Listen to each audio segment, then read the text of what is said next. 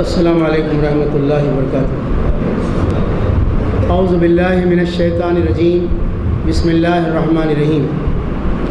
وما كان لمؤمن ولا مؤمنة اذا قضى الله ورسوله امرا ان يكون لهم الخيرة من امرهم ومن يعص الله ورسوله فقد ضل ضلالا مبينا۔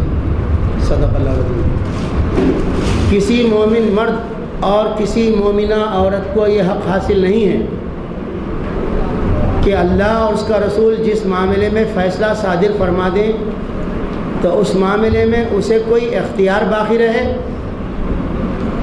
جو کوئی اللہ اس کے رسول کی نافرمانی کرے گا تو وہ گمراہی میں بھٹک کر دور نکل گیا۔ یہ سورہ احزاب کی آیت ہے، آج آ رہی ہے ابھی۔ اس کا مطلب یہ ہے ہماری زندگی سے متعلق کوئی بھی فیصلہ اللہ کر دے، اس کے رسول فرما دے، تو اس فیصلے کو بے چوں چرا تسلیم کیے بغیر کوئی دوسری راہ نہیں ہے۔ اگر اللہ اس کے رسول کے فیصلوں کو نہ مانے، ان کے حکموں کو نہ مانے، اس میں اپنی طرف سے کچھ کاٹ چھانٹ کرنا چاہے، کچھ اضافہ کرنا چاہے، تو ایسا آدمی گمراہی میں بھٹک کے دور نکل گیا۔ یہ جو واقعہ تھا، واقعہ تو یہ تھا کہ نبی صلی اللہ علیہ وسلم نے اپنے آزاد کیے ہوئے غلام حضرت زید ابن حارثہ سے قریش کی اعلیٰ خاندان کی ایک خاتون کا نکاح کرنا چاہا۔ ان لوگوں نے کہا کہ ہماری بیٹی ایک شریف خاندان کی ہے اور آپ نکاح کا پیغام دے رہے ہیں کہ آزاد کیے غلام کے لیے، وہ ہمارے کفو کا نہیں ہے، برابر کا نہیں ہے۔ تو اللہ تعالیٰ نے آیت نازل فرمائی اور کہا کہ کسی مومن عورت اور مرد کے زندگی سے متعلق کوئی فیصلہ بھی اللہ کر دے اور رسول صلی اللہ علیہ وسلم کر رہے ہیں تو پھر اس کے بعد اس فیصلے کو مانے بغیر کوئی راستہ نہیں ہے۔ اس میں چوں چرا کرنا، آنا کانی کرنا، کاٹ چھاٹ کرنا ایمان سے میل نہیں کھاتا۔ اب اس آیت کا یہ جملہ سامنے رکھ کے اپنے جائزہ لیتے ہیں ہم لوگ، تو اللہ تعالیٰ کے کتنے حکموں کو ہم پامال کر رہے ہیں، اس کے فیصلوں کو نہیں مان رہے، اپنے آپ کو مسلمان کہہ رہے ہیں۔ اللہ پاک نے فرمایا ماں باپ کی فرما برداری کرو، تیار نہیں ماں باپ کی فرما برداری کرنے۔ رشتہ داروں اور پڑوسیوں کے ساتھ اچھا سلوک کرو۔ اللہ کا ارشاد ہے شادی کرو تو مہر دے کے شادی کرو۔ رسول صلی اللہ علیہ وسلم کا فرمان ہے دیندار عورت سے شادی کرو، مگر ہم ہر جگہ بدل دیتے ہیں۔ دینداری سے کرو، خوبصورتی سے کرنا چاہتے ہیں، مہر دے کے شادی کرو تو جوڑا لے کے کرنا چاہتے ہیں، ان کے ساتھ زندگی شرافت کی گزارو تو ظلم زیادتی کرتے ہیں بیویوں پر۔ اس طرح سے ماں باپ کے ساتھ سلوک کرو تو ان کی نافرمانی کرتے ہیں، کب مرتے تاکہ ان کی انشورنس کی پالیسی مل جائے یہ سوچتے رہتے ہیں۔ اور اس طرح سے اللہ پاک نے فرمایا سود حرام ہے، بغیر سود کے کاروبار کہاں ہو سکتا۔ سود کے قسطوں پر موٹر سائیکل لے رہے ہیں، شوق کی موٹر سائیکل۔ جو چیز ایک آدمی جان بچانے کے لیے کوئی چیز حرام کھا لیا تو ایک بات بھی ہے، مگر یہاں کوئی جان نہیں جا رہی تھی، موٹر سائیکل نہیں لیے، کار نہیں لیے، تو مگر سود پہ انشورنس، سود کے اوپر، قسطوں کے اوپر موٹر کار خرید رہے ہیں، اسکوٹر خرید رہے ہیں، گھر لون پہ لے کے گھر بنا رہے ہیں، کرائے کے گھر میں رہے۔ صاحب اللہ کی نافرمانی کیوں کرتے؟ لیکن ہم اللہ اس کے رسول کی نافرمانی کر رہے ہیں اور الحمدللہ ہم مسلمان ہیں، یہ ہمارا یقین ہے۔ بھائیو، اسلام، مسلمان یہ اصل میں دعوے کی چیز نہیں ہے، عمل سے دکھانے کی چیز ہے۔ جو کوئی کسی ایک معاملے میں بھی اللہ اس کے رسول کی نافرمانی کرے گا تو اس معاملے میں وہ اللہ رسول کی تابعداری سے ہٹ جاتا ہے، ایسا آدمی اللہ کے پاس مومنوں کی لسٹ سے نکل جاتا ہے۔ لہذا ہمیشہ یہ دیکھتے رہنا ہے کہ ہمارا قدم کہیں شریعت کے دائرے سے تو نہیں نکل رہا ہے۔ اللہ ہمیں توفیق دے۔ اعوذ باللہ من الشیطان الرجیم، بسم اللہ الرحمن الرحیم۔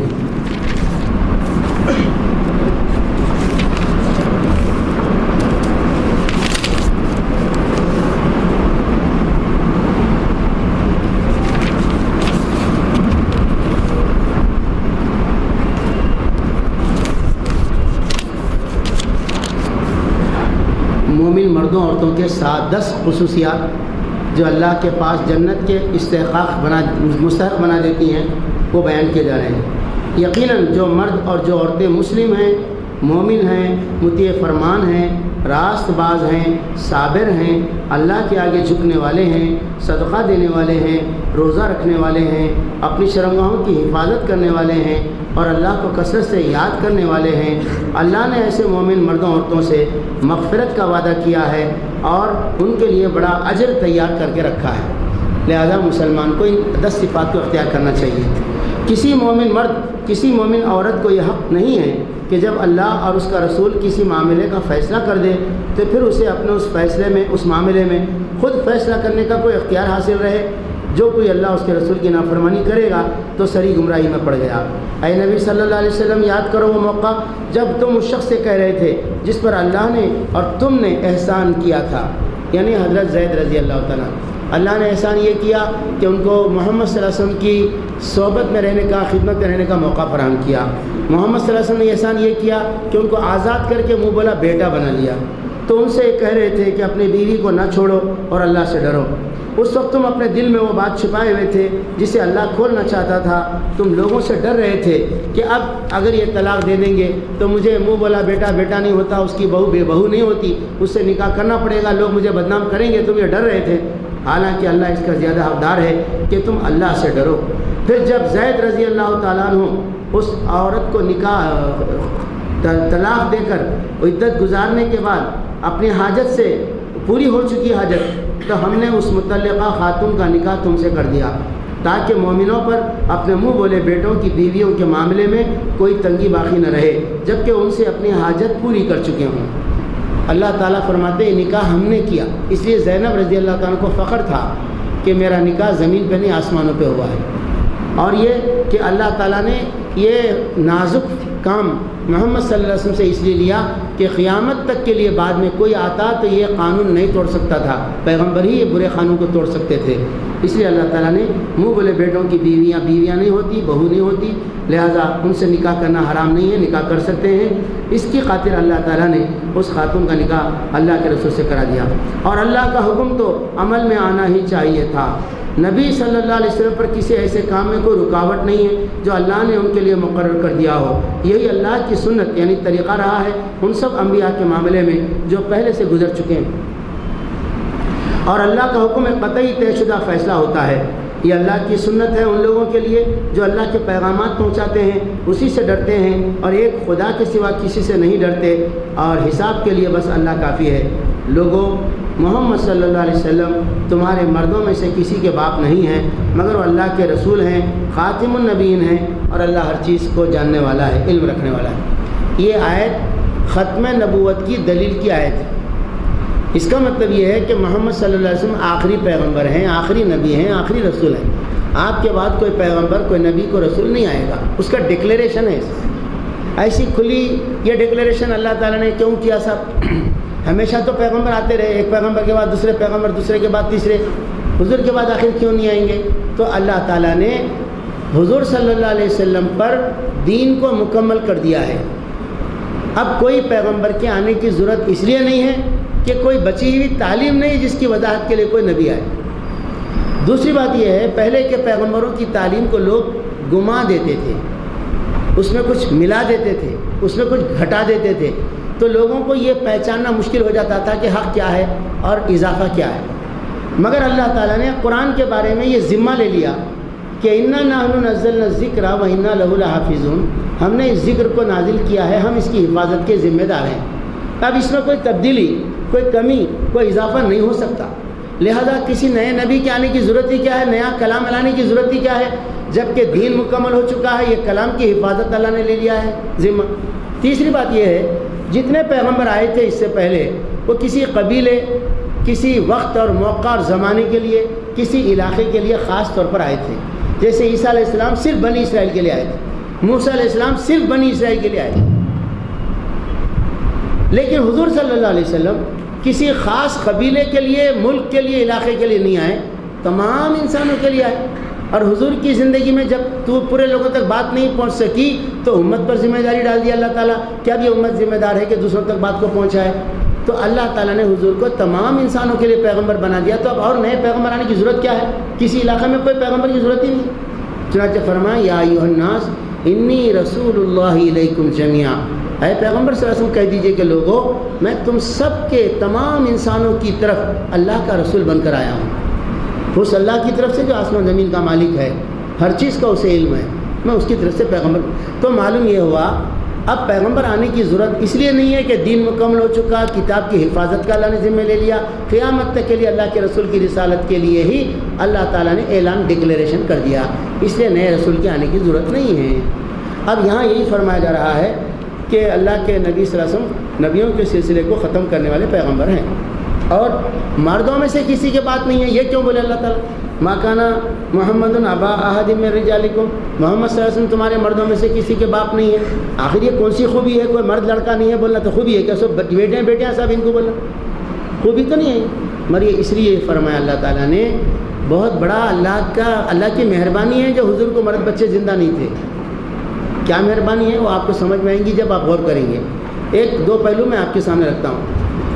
مکے میں لوگ جب یہ صورت نازل ہوئی بدنام کر رہے تھے حضور کو کہ بہو کے اوپر نعوذ باللہ عاشق ہو گئے، اس لیے ان سے شادی کر لیے، بیٹا طلاق دے دیا، ایسا بول رہے تھے. اللہ تعالیٰ بولے بہو کس کو ہوتی جس کو بیٹا رہتا، محمد صلی اللہ علیہ وسلم تو بیٹا ہی نہیں ہے تو بہو کہاں ہے ان کی؟ یہ ان کو پیک کر دیا جواب دے کر.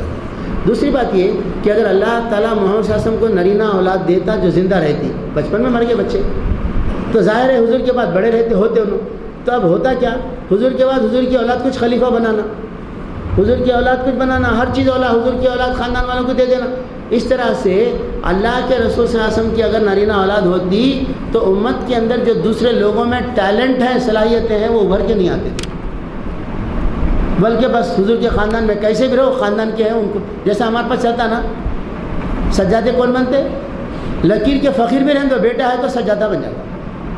ارے کچھ بھی نہیں، بابا کی زندگی میں سنیما دیکھتا تھا، گانے گاتا تھا، اور ایسے داڑھی نہیں تھا، کچھ نہیں تھی، بابا مرتے ہی اچانک داڑھی چھوڑ دیتا تھوڑی، اس کے بعد شملہ بن دیتا، سجادہ بن جاتا. اللہ کے رسول کو مرد اولاد ہوتی تو یہ ساری بیماریاں امت میں آ جاتی تھی، اور تمام لوگ جو ہے بس حضور کے خاندان سے ہے، بس وہ کافی ہے، بولتے صلاحیت وہ ایک کوئی دیکھتے نہیں، تقویٰ پرہیزگاری. اللہ نے اس طرح سے سمجھا. اب جب یہ اتنی واضح آیت قرآن میں موجود ہے تو قادیانی لوگ کیسا کہتے ہیں کہ غلام احمد قادیانی کو اللہ نے پیغمبر بنایا، نعوذ باللہ، کیسا اس پر ایمان لائے؟ تو وہ لوگ بڑے دھوکے باز ہیں، قرآن کے معنی کو بدل دے رہے ہیں. عربی زبان کے ایک لفظ کے کئی معنی نکلتے، مگر کس آیت میں کیا معنی فٹ ہوتے، آگے پیچھے کا سبق اگر پڑھے آئے تھے وہ ایک ہی معنی فٹ ہوتے، سب معنی فٹ نہیں ہوتے. جیسا اردو میں بھی ایک لفظ رہتا کئی معنی رہتے. ایک میں مثال دیتا ہوں، کانٹا. اب کانٹا بولے تو کیا، جب تک اس کو جملے میں نہیں جوڑیں گے، کانٹا گلے کو لگانے کا بھی ہے، کانٹا تلوے میں بھی چھپتا سو ہے، کانٹا لاری تولنے کا بھی ہے نہیں ہے، کانٹا وہ تو خصاب گلا کانٹا بھی ہے. کانٹا ایک لفظ ایسا معنی کہیں نہیں کرتے اس کے، مگر وہ جب تک آگے پیچھے کو نہیں جوڑیں گے صحیح معنی فٹ نہیں ہوتے. عربی اس سے زیادہ غیر معمولی مالدار ہے زبان. تو اس میں یہ جو لفظ استعمال کیا، خاتم النبیین، محمد صلی اللہ علیہ وسلم نبیوں کے سلسلے کے خاتم ہیں. خاتم بولے تو اس مہر کو کہتے ہیں عربی زبان میں، جو کسی چیز کو لفافے میں ڈال کے بند کر کے لگا دیتے ہیں، سل بند جس کو بولتے ہیں. اب سل لگا دیے، اب کوئی چیز اس میں سے نکل نہیں سکتی، کوئی چیز جا نہیں سکتی، گویا پیک ہو گیا، سلسلہ ختم ہو گیا، ڈالنے کا نکالنے کا ہو گیا نا. یہی مطلب ہے خاتم کا. مگر یہ لوگ کیا بولتے ہیں قادیانی، محمد صلی اللہ علیہ وسلم خود مہر ہے، خاتم ہے، وہ تو مہر ہے. انہوں جس کو مہر لگاتے جائیں گے انہوں نبی بن کے آتے رہیں گا. تو غلام احمد کو مہر لگا اللہ کے رسول، اس لیے نبی بن کے آئے. نعوذ باللہ من ذلک. اس طرح سے تعویلات کر کے جھوٹے نبیوں کا دروازہ کھولے. اب جو بھی کوئی نبی آئیں گا جھوٹا تو اس کیا ہوں گا، انہیں خالی تھوڑی آئیں گا، کچھ نہ کچھ تعلیم لے کے آئیں گا. اور کیا بولیں گا کہ پہلے یہ تھا میں یہ لے کے آؤں، بولیں گا. چنانچہ غلام احمد کو جو ہے انگریزاں نبی بنائے. کب بنائے؟ جبکہ انگریزوں کے خلاف علماء یہاں پر جہاد کا سور پھونک رہے تھے کہ ہندوستان پہ مسلمان حکومت کرتے تھے، انگریزوں نے قبضہ کر لیا دھوکہ دے کے، کمپنی کھول کے، ایسٹ انڈیا کمپنی، ان سے حاصل کرنے کے لیے جہاد کرنا ہے. تو جہاد کے لیے لوگ بے چین ہو رہے تھے، زبردست انگریزوں کو ستا رہے تھے. ایسے میں انگریز جہاد کا مقابلہ نہیں کر سکتے تو کیا کریں؟ جہاد معطل ہو گیا ہے بتانے کے لیے. جہاد پہلے زمانے میں تھا، آج ضرورت نہیں ہے اس کی بولنے کے لیے. ایک نبی کو کھڑا کرے، انہیں آ کے یہی بولا، یہ اہل کتاب ہمارے بھائی ہیں صاحب، قرآن میں لکھا ہوا ہے اہل کتاب میں سے عیسائی لوگ تم سے زیادہ محبت کرنے والے ہیں یہودیوں کے مقابلے میں، لکھا ہوا ہے۔ ان سے جنگ کرنا ہے ہی نہیں، اپنے مشرکین سے کافروں سے کرنا تھا، ان کو تو ختم ہو گیا، پست ہو گئے لوگ۔ لہذا جہاد کو کنڈم کرنے کے لیے ایک نئے نبی کو کھڑا کرنا پڑا ان، اور انہوں جب نبی بن کے کھڑا ہوا تو انہیں بولا کہ میں جو ہے رسول اللہ مہر لگانے سے میں نبی بنا، بروزی ذلی نبی، اس طرح سے جھوٹے اصطلاحات۔ کوئی نبی آنے والے نہیں ہیں، کوئی رسول آنے والے نہیں ہیں، اور کوئی شریعت آنے والی نہیں ہے، کسی کا الہام ہمارے لیے دلیل نہیں ہے، کسی کے خواب میں کوئی چیز دکھ گئی ہمارے لیے دلیل نہیں ہے، بس خالص محمد صلی اللہ علیہ وسلم آخری نبی آخری رسول ہمارے لیے نمونہ، دلیل، برہان، حجت۔ بس آپ جو بول دیے پتھر کی لکیر، آپ کا اشارہ، دستور اور قانون، آپ جو بولے ویسا کرنا پڑے گا، تو ہم مسلمان ہیں، نہیں تو نہیں۔ تو فرمایا محمد صلی اللہ علیہ وسلم تمہارے مردوں میں سے کسی کے باپ نہیں ہے، مگر وہ اللہ کے رسول ہیں، خاتم النبیین ہے، اللہ ہر چیز کا علم رکھنے والا ہے۔ اے لوگوں جو ایمان لائے ہو، اللہ کو کثرت سے یاد کرو، ذکر کرو، صبح شام اس کی تسبیح بیان کرتے رہو، وہی ہے جو تم پر رحمت نازل فرماتا ہے، اور اس کے فرشتے تمہارے لیے دعائیں رحمت کرتے رہتے ہیں تاکہ وہ تمہیں تاریکیوں سے روشنی میں نکال لائے۔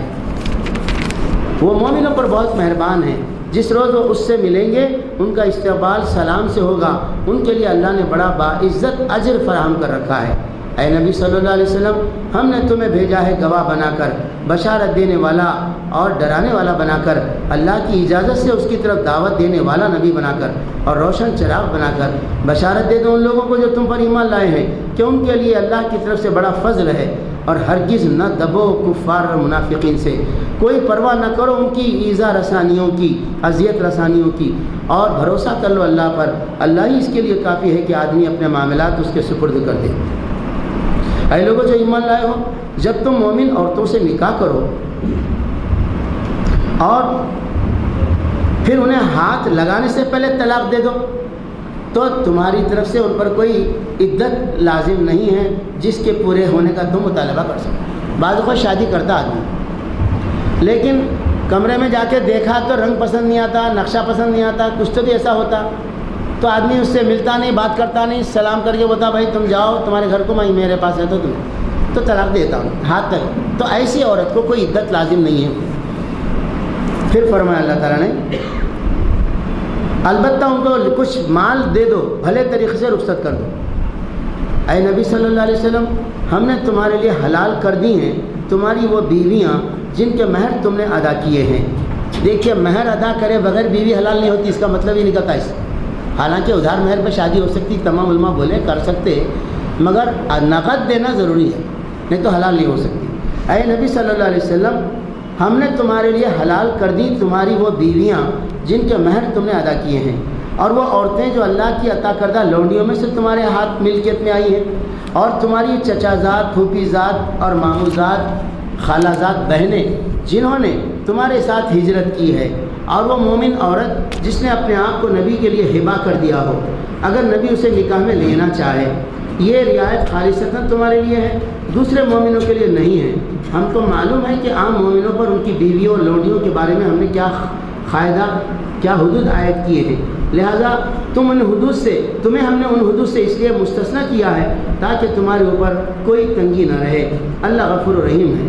تم کو اختیار دیا جاتا ہے کہ اپنے بیویوں میں سے جس کو چاہو اپنے سے الگ رکھو، جسے چاہو اپنے ساتھ رکھو، جسے چاہو الگ رکھنے کے بعد دوبارہ اپنے پاس بلا لو، اس معاملے میں تم پر کوئی مذاکرہ نہیں ہے۔ اس طرح زیادہ متوقع ہے کہ ان کی آنکھیں ٹھنڈی رہیں گی اور وہ رنجیدہ نہ ہوں گی، اور جو کچھ بھی تم ان کو دو گے اس پر وہ سب راضی رہیں گی۔ اللہ جانتا ہے جو کچھ تم لوگوں کے دلوں میں ہے، اور اللہ علیم اور حلیم ہے۔ ان آیات میں اللہ تعالیٰ نے حضور صلی اللہ علیہ وسلم کو اسپیشل پرمیشن دینے کا ذکر کیا۔ کیا پرمیشن ہے؟ مسلمانوں کو 4 سے زیادہ نکاح کرنے کی اجازت نہیں ہے۔ حضور صلی اللہ علیہ وسلم کو بغیر لمٹ کے جتنے چاہے نکاح کرنے کی اجازت ہے۔ کیوں صاحب؟ کیا حضور صلی اللہ علیہ وسلم کی جنسی سیکس بہت بڑھ گئے تھے کیا نبی بننے کے بعد؟ جو ادھر سے شادیاں کرو بولے اللہ تعالیٰ، اور پھر شادی کرے تو مسلمانوں کو حکم یہ ہے عدل کرنا، ہر بیوی کے ساتھ عدل کرنا، اور حضور کے بارے میں فرمایا جا رہا آپ پہ لازم نہیں عدل کرنا، چاہے ساتھ رکھو چاہے جدا رکھو، جدا رکھ کے پھر بلا لو، کوئی آپ کے لیے پابندی نہیں۔ آخر یہ ہے کیا قصہ؟ بات یہ ہے اللہ کے نبی صلی اللہ علیہ وسلم کو دنیا میں دین پھیلانا اور سکھانا تھا۔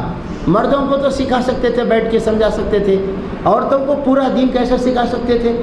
ہر عورت تو اتنی طرح بے تکلفی سے اتنا ہمیشہ ساتھ تو نہیں رہ سکتی تھی حضور کے، جیسا کہ مرد رہ سکتے لگے ہوئے، کیا بول رہے ہیں کیا نہیں، ہر چیز، حتیٰ کہ پیشاب ہوئے تو پانی کا لوٹا لے کے جا رہے ہیں۔ اس لیے آپ صلی اللہ علیہ وسلم نے مختلف درجوں کی، مختلف طبقے سے، امیر سے، غریب سے، جاننے والوں سے، نہیں جاننے والوں سے، قبیلے کے سردار سے، ہر قسم کے عورتوں سے نکاح کر کے اپنے حرم میں رکھ کے ان کی تربیت فرمائی، تاکہ ہر اسٹینڈرڈ کی عورت اپنے تربیت کے لحاظ سے باہر قوم کے اندر، امت کے اندر عورتوں کی تربیت کرے۔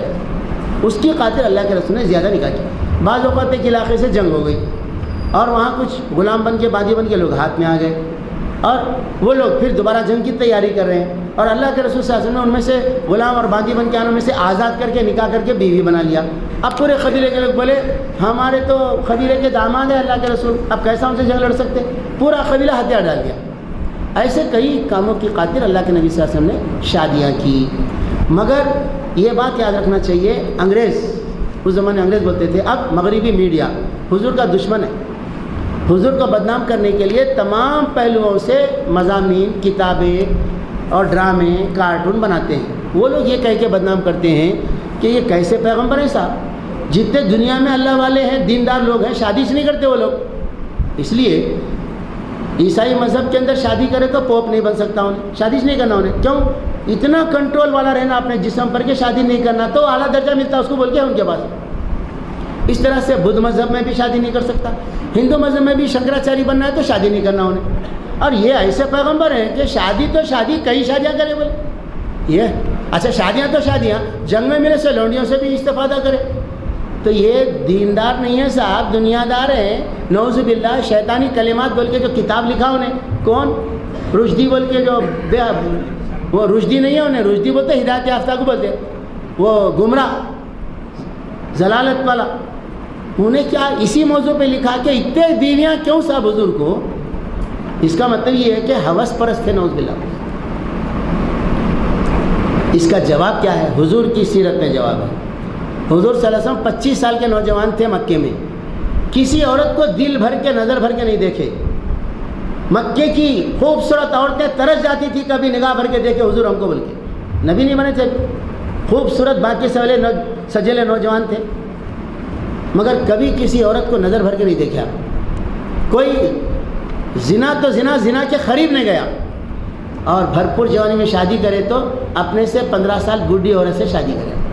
اگر سیکس بہت بڑھ کے تھے حضور کو تو یہ بوڑھی عورت سے شادی کرتے تھے، وہ بھی 25 سال بڑی حضور سے، 15 سال بڑی، حضور 25 سال کے، انہوں 40 سال کے، اور وہ بھی بیوہ، کئی بچے ان کو ہو چکے تھے، 2 شوہر مر چکے تھے۔ اچھا انہوں جب تک ان کے حضور کی بیوی رہے کسی دوسری سے شادی نہیں کرے، حضور ایک پہ ایک کفایت کرے۔ اور جب حضور صلی اللہ علیہ وسلم ان کے ساتھ زندگی گزارے تو اس کے بعد حضور کی 52 سال کی عمر تھی جب ان کا انتقال ہوا۔ جب ان کا انتقال ہوا تب اللہ کے نبی صلی اللہ علیہ وسلم نے دوسری شادی کی، تو بھی پھر بیوہ سے کی، تو ان کے بچے تھے چھوٹے چھوٹے کے۔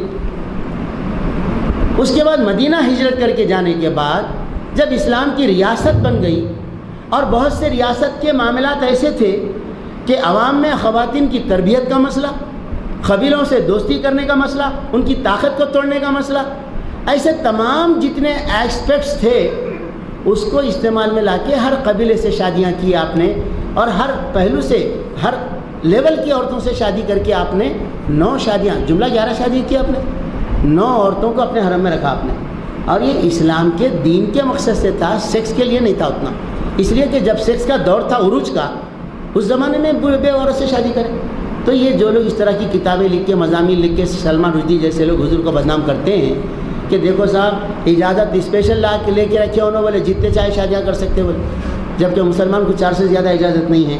تو صاحب یہ تو اسلام کی تعلیم پھیلانے کے لیے، اسلامی ریاست کے استحکام کے لیے، قبیلوں کی دشمنی کو توڑنے کے لیے آپ نے شادیاں کی ہیں، اور اللہ نے اس کی خاطر اجازت دی ہے۔ یہ جواب دے سکتے ہیں آپ۔ فرمایا اللہ تعالیٰ نے کہ اس کے بعد اے نبی تمہارے لیے دوسری عورتیں حلال نہیں ہیں، اور نہ اس کی اجازت ہے کہ ان کی جگہ دوسری بیویاں لے آؤ، خواہ ان کا حسن و جمال تمہیں کتنا ہی پسند ہو۔ البتہ لونڈیوں کی تمہیں اجازت ہے، اللہ ہر چیز پر نگراں ہے۔ لونڈی کا مطلب ہے جنگ میں پکڑ کے آئی ہوئی عورت، قیدیاں، ان کو لونڈی بولتے ہیں. پیسے دے کے خرید کے لونڈی نہیں بنا سکتے کسی کو بھی. جیسا ہمارے پاس نظام بادشاہ صاحب کرتے گئے, پیسے دینا اپنا حرم میں رکھ لینا, 400 جوروں کو رکھے تھے کہتے ہیں. یہ اسلام نہیں ہے. یہ البتہ جنگ میں جو کافروں کی عورتیں ہاتھ آتی ہیں, وہ عورتوں کو اللہ تعالیٰ جیل میں رکھنے کے حکم کے دینے کے بجائے مجاہدین میں تقسیم کرنے کی اجازت دے دی, تاکہ ان کی جنسی خواہش بھی پوری ہو, ان کو بیوی بنا کے رکھے اور ان سے ہونے والی اولاد کو اولاد سمجھے بجائے بدکاری کرنے کے. اور ان کے ساتھ جو اللہ تعالیٰ تعلق رکھنے کی اجازت دیے ہیں, تو فرمایا بیویوں کے علاوہ لونڈی کتنے بھی رکھ سکتے ہیں آپ. پھر فرمایا اے لوگوں جو ایمان لائے ہو, نبی کے گھروں میں بلا اجازت مت چلے آیا کرو, نہ کھانے کا وقت تاکتے رہا کرو. ہاں اگر تمہیں کھانے کی دعوت پر بلایا جائے تو ضرور آؤ, مگر جب کھانا کھا لو تو منتشر ہو جاؤ, باتیں کرنے میں نہ لگ جاؤ.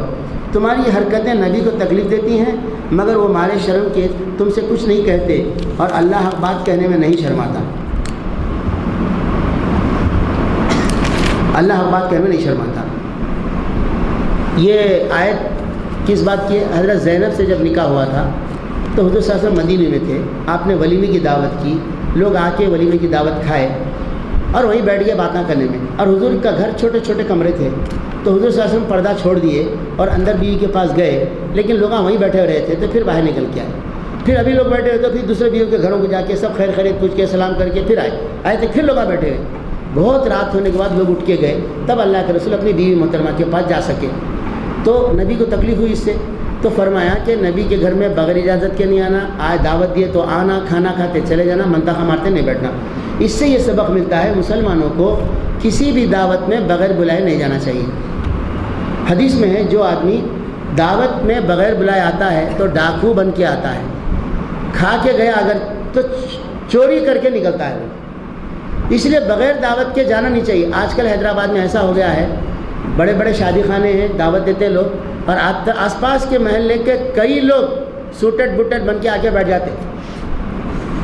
اب پکانے والا اگر حساب سے پکایا ہے تو اتنے لوگ آ کے کھا جاتے ہیں کہ بعد میں کھانا کم پڑتا, بیچارے کی عزت چلی جاتی. تو اسلام نے اس طرح کے غلط حرکت کو روک لگائی ہے. بغیر بلائے کسی دعوت میں نہیں جانا. شہر حیدرآباد میں مسلمان تو مسلمان, ہندوؤں بھی مسلمانوں کی دعوت میں آ کے بیٹھ کے کھا لے رہے ہیں. یہ بہت خراب عادت ہے. دوسری ہے, ہمارے نوجوان میں ایک بری عادت آ گئی ہے جو اس حکم کی خلاف ورزی ہے. وہ یہ ہے کہ ولیمے کے دن نوشا کو کھانا کھاتے ساتھ میں بیٹھ کے اس کے بعد بازو لے کے جاتے, اس کے لے کے جا کے منتہا کرتے کرتے ذرا کولڈ ڈرنک پی کے آئیں گے, چلو وہاں تک, پان کھا کے آئیں گے, چلو وہاں تک. اب انہیں باتوں میں سمجھ میں نہیں آتا, بیچارہ وہاں نکل کے ڈبے تک جائیں گے, ہوتا ہے ایسا. ارے گاڑی میں بیٹھو, اچھے ڈبے سے کھا کے گاڑی میں بٹھا کے لے کے گنڈی پیٹ پہ جا کے چھوڑ کے بھاگ کے آ جاتے اسے. ایسے کئی لوگوں کو کیوں ستانے بیوی سے نہیں ملنا انہیں بول کے.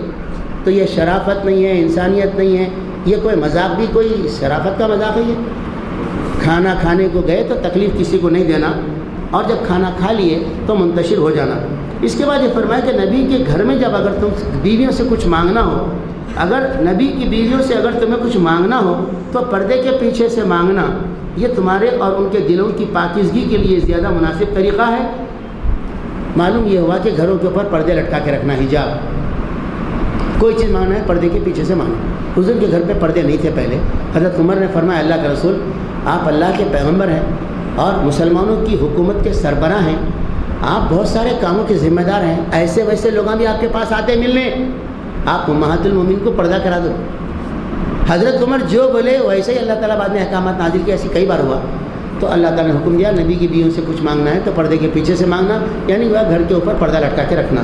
اس کے بعد سے مسلمانوں کے گھروں پر پردے آ گئے, اور یہ پردے اس لیے ہیں کہ عورتوں پر نادیدنی کی نگاہ نہیں پڑنا, اور گھروں کو گئے تو اجازت لے کے جانا, سلام کرنا, نام بول کے بولنا میں آپ سے ملنے آیا ہوں, کیا میں مل سکتا ہوں, صاحب خانہ ہے تو آئیے بولے گا, نہیں تو آ کے ملے گا, نہیں ہے تو اندر سے بولیں گے نہیں ہے آپ جا سکتے ہیں بعد میں ملیے.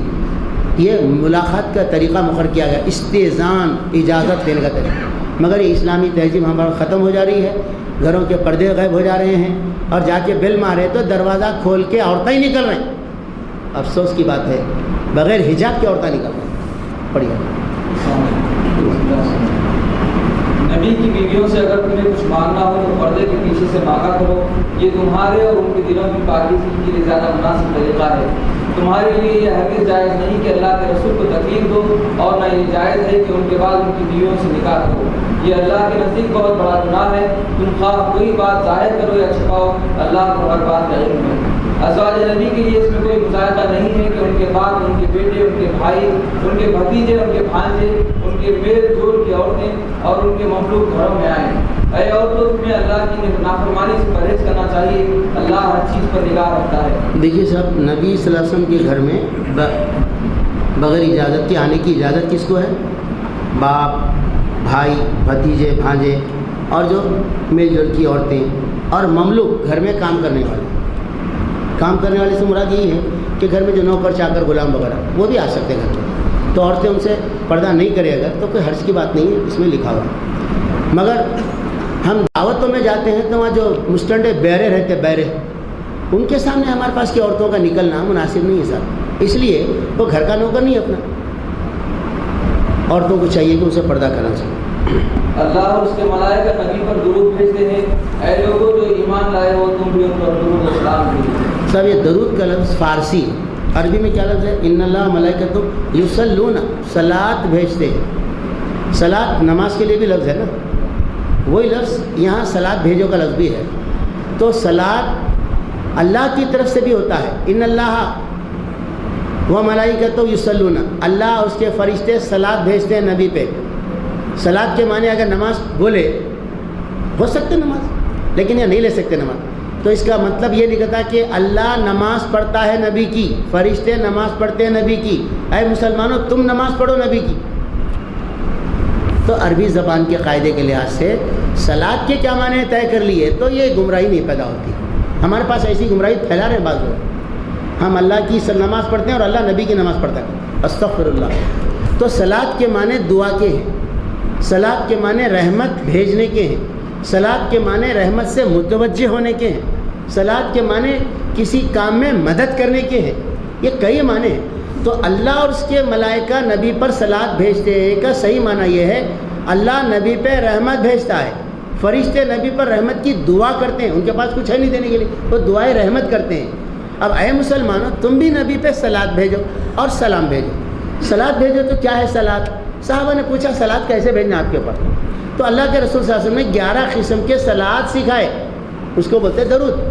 اللہم صلی علی محمد وعلی آل محمد کما صلیت علی ابراہیم وعلی آل ابراہیم انک حمید مجید، اللہم بارک علی محمد وعلی آل محمد کما بارکت علی ابراہیم وعلی آل ابراہیم انک حمید مجید۔ یہ ایک درود ابراہیم اس کا نام ہے، یہ اللہ کے رسول کا سکھا ہوا ہے، نماز میں ہم پڑھتے ہیں۔ اس کے علاوہ دوسرے اور بھی ہیں، اللہم صلی علی محمد بارک وسلم، اس طرح سے 11 قسم کے درود ہیں۔ یہ ہے نبی پہ صلاۃ بھیجنے کا طریقہ۔ تو صحابہ کرام نے یہ پوچھا تھا اللہ کے رسول آپ پہ سلام بھیجنے کا طریقہ تو ہم کو معلوم ہے، ملے تو السلام علیکم یا رسول اللہ کہنا، نماز میں اتحیات میں السلام علیکم ایھا النبی و رحمۃ اللہ وبرکاتہ کہنا، مگر صلاۃ کیسا بھیجنا ہم کو نہیں معلوم، تو حضور نے درود سکھائے۔ اب ہم لوگ اب سلام کیسے بھیجیں؟ صلاۃ تو سکھا دیا اللہ کے رسول، ہم لوگ سلام اتحیات میں جو بھیجتے ہیں بس اتنا ہی کافی ہے۔ کھڑے رہ کے سلام پڑھنے کے اردو کے جو سلام بنا لیے ہیں یہ پورے کے ٹوٹل بدعت ہے۔ صحابہ حضور سے بہت زیادہ محبت کرنے والے صحابہ تھے، لیکن کبھی صحابہ نے حضور کی وفات کے بعد کھڑے رہ کر ایسے صلاۃ نہیں پڑھے جیسے کہ یہاں سلام پڑھنے کا رواج ہے۔ البتہ جو لوگ مدینے کو جائیں گے حضور کی قبر مبارک کے پاس، تو وہاں جا کے کھڑے رہ کے جالی کے پاس یہ کہنا ضروری ہے کہ الصلاۃ والسلام علیک یا رسول اللہ، الصلاۃ والسلام علیک یا حبیب اللہ۔ تو اس طرح سے وہاں جا کر صلاۃ و سلام ہو آپ پر، اے اللہ کے نبی، اے اللہ کے حبیب، اے آخری نبی، یہ وہاں جا کے کہنا جائز ہے۔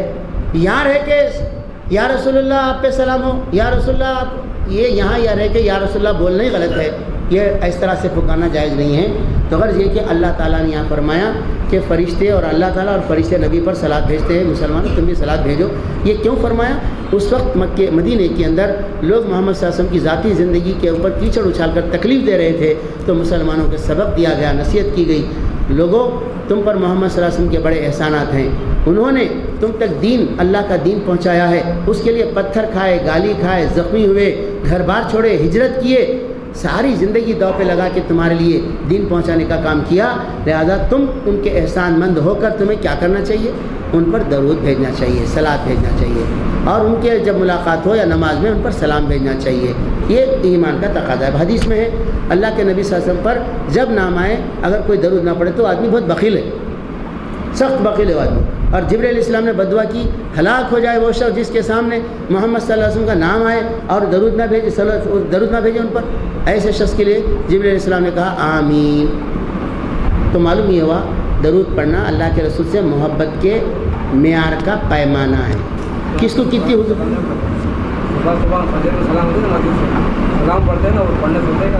نہیں، یہ کھڑے رہ کے سلام پڑھنے کے جتنے سلام ہیں سب اس کے اندر ایسے غلو کی باتیں ہیں کہ وہ شرک تک لے جاتی ہیں، نہیں پڑھنا چاہیے۔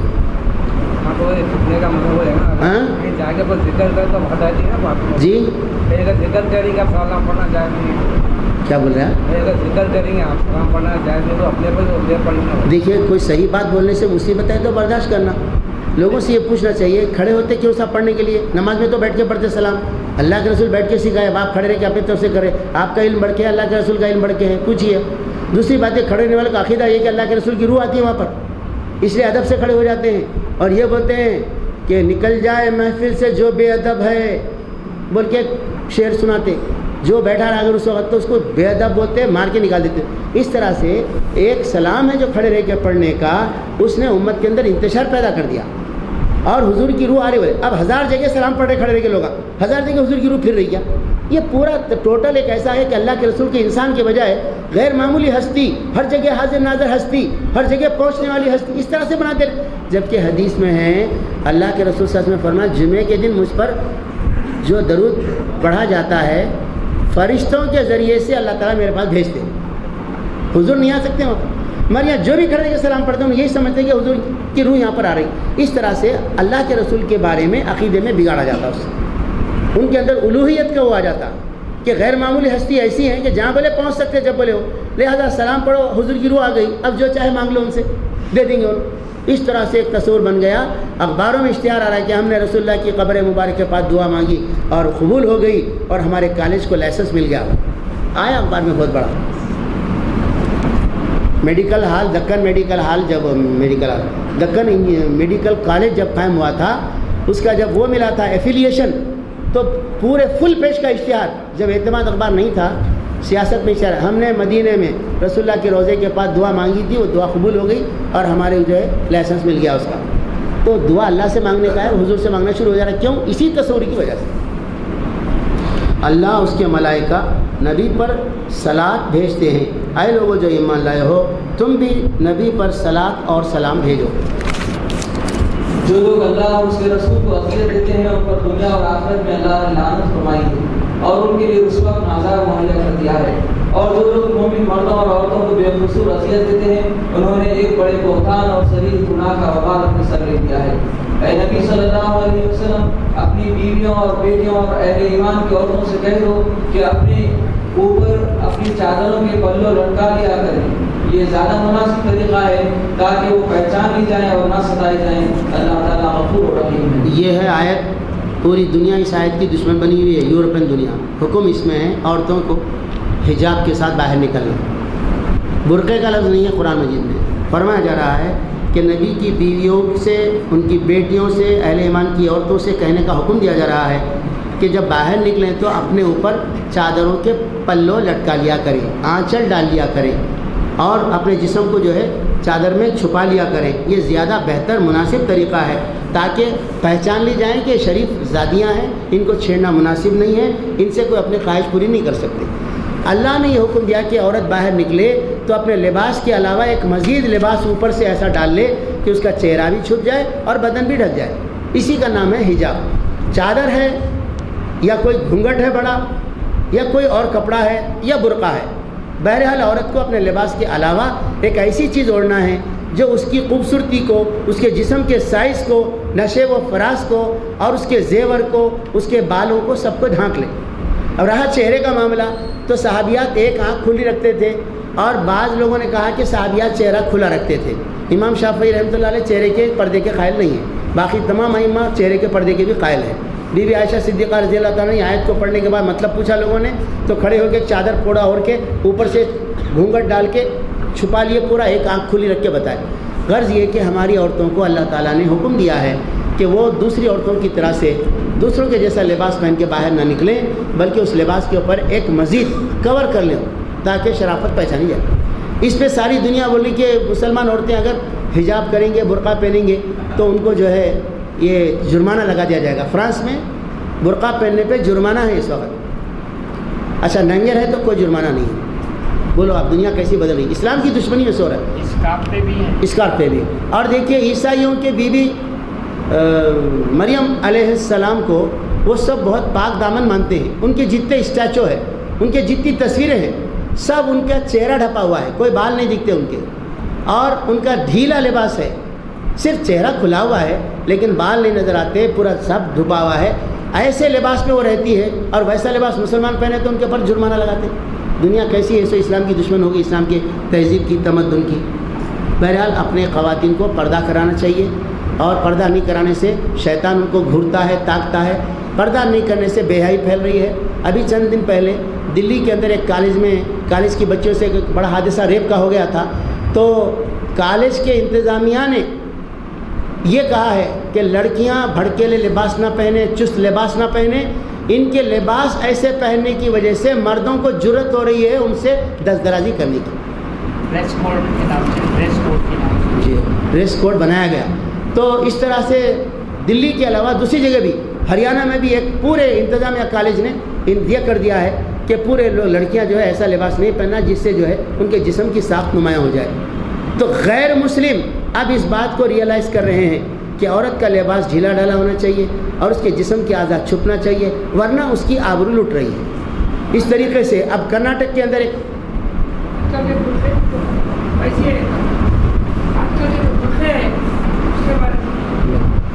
کرناٹک میں بھی ایک کالج ہے، وہ بہت سارے ان کے کالجز ہیں، وہاں پر انہوں نے یہ قانون بنا دیا ہے کہ کوئی مسلمان لڑکی برقع پہن کے کالج کو نہیں آنا، بلکہ ہندو لحاظ سے چڑیاں پہن کے، تلک لگا کے، وہ سب اس طرح سے آنا، بلکہ وہ لوگ بنا لیے، انہوں اپنے لباس کو ایسے رواج دینا چاہ رہے ہیں۔ ہم کو بہرحال اپنے خواتین کو پردہ کرانا چاہیے، حجاب کا پابند ہونا چاہیے۔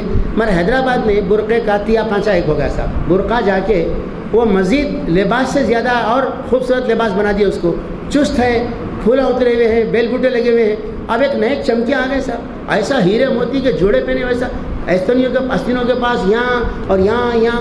تو اس طرح سے ایک عورت کو خوبصورت بنا کے دکھا رہا برقع، عورت کو چھپا کے دکھانے کے لیے برقع تھا، نمایاں کر کے دکھانے کے لیے برقع بنایا، تو برقعے کا مقصد فوت ہو جا رہا ہے۔ اللہ اس سے بچائے ہمیں۔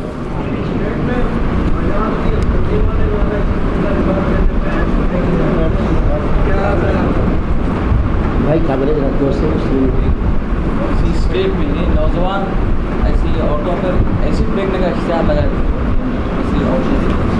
اب وہ لگائے بھی تو کیا ہے، ہم لوگ جو عورتیں اگر بے پردہ ہیں مسلمان، تو کیا ان کے چہرے پہ ایسڈ پھینکنا صحیح ہو سکتا ہے؟ نہیں، ان کو سمجھانا چاہیے اور ان کے ماں باپ کے والے آ کے ان کو تادیب کرانا چاہیے، اور معاشرے کے اندر ایسے لوگوں کا بائیکاٹ کرنا چاہیے۔ مگر چہروں پر ایسڈ ڈالنا، چہرے کو مارنا منع کیا اللہ کے رسول نے، جنگ میں بھی چہرے پہ مارنے سے منع کیا اللہ کے رسول سے۔ ہاں تب بھی جو ہے چہرے پہ ایسڈ ڈالنا تو اس کا علاج نہیں ہے، علاج جو ہے ڈنڈے میں نہیں ہے، ڈنڈا بھی ہونا چاہیے، پہلے سمجھانے کے لیے واعظ نصیحت بھی ہونا چاہیے۔ مسلمانوں کو جو ہے اس طرح کا ایکسٹریم قدم اٹھانا صحیح نہیں ہے۔ البتہ یہ بول سکتے آپ، کوئی مسلمان لڑکی غیر مسلمان کے ساتھ جا رہی ہے اور اس کے ساتھ چمن میں بیٹھی ہے، غلط انداز سے بیٹھی ہوئی ہے، تو ایسوں کو سزا کچھ نہ کچھ دینا چاہیے ضرور۔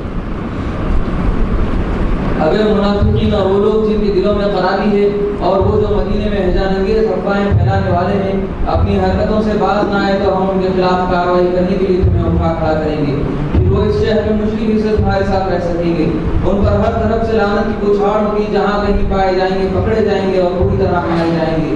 یہ اللہ کی سنت ہے جو ایسے لوگوں کے معاملے میں پہلے سے چلی آ رہی ہے، اور تم اللہ کی سنت میں کوئی تبدیلی نہ پاؤ گے۔ لوگ تم سے پوچھتے ہیں کہ قیامت کی گھڑی کب آئے گی؟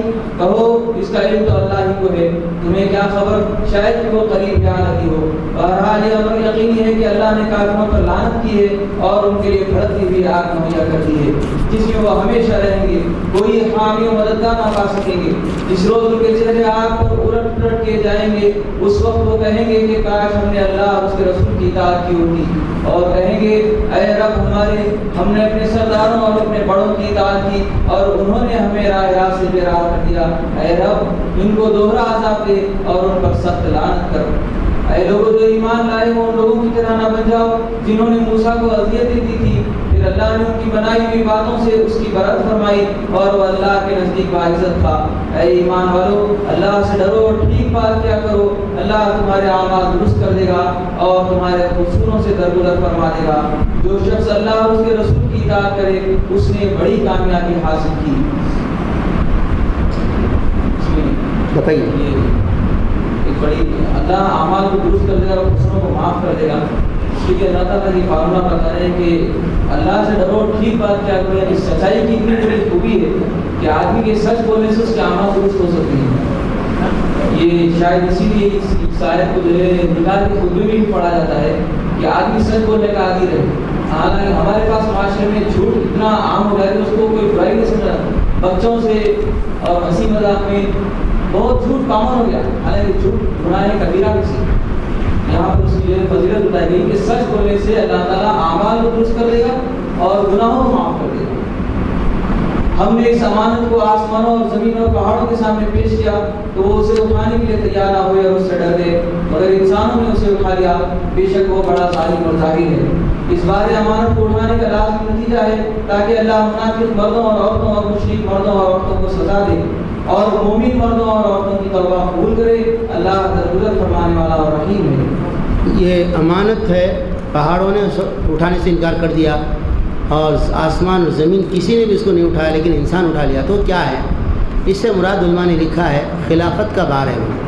اللہ تعالیٰ کی طرف سے یہ اختیار کہ چاہے تم نیکی کرو چاہے تم گناہ کرو، تم کو اختیار دوں گا میں۔ اس اختیار کو پا کے اللہ کی فرما برداری پر قائم رہنا اور نافرمانی نہیں کرنا یہ ہم سے نہیں ہو سکتا مالک، بلکہ سب گھٹنے ٹیک دیے، آسمان زمین سورج چاند تارے سب۔ لیکن انسان بولا آپ اختیار دیجئے نیک بننے کا بھی گناہ کار بننے کا بھی، مگر میں آپ کا فرما بردار بن کے دکھا دوں گا، آپ کی نافرمانی نہیں کر کے دکھا دوں گا۔ یہ امانت لے لیا سپر میں۔ اللہ تعالیٰ فرما بڑا جاہل ہے، اتنی بڑی ذمہ داری کا بوجھ لے لیا۔ اب ایسے میں جو لوگ اس امانت کو پورا نہیں ادا کرتے، جو کافر ہیں منافق ہیں، ایسے کافر عورتوں مردوں کو اللہ تعالیٰ عذاب دے گا۔ جو مومن ہیں اس کا حق ادا کرنے والے ہیں، اللہ تعالیٰ ان کو درگزر کرے گا، ان کی توبہ قبول کرے گا، کیونکہ اللہ بڑا مہربان ہے۔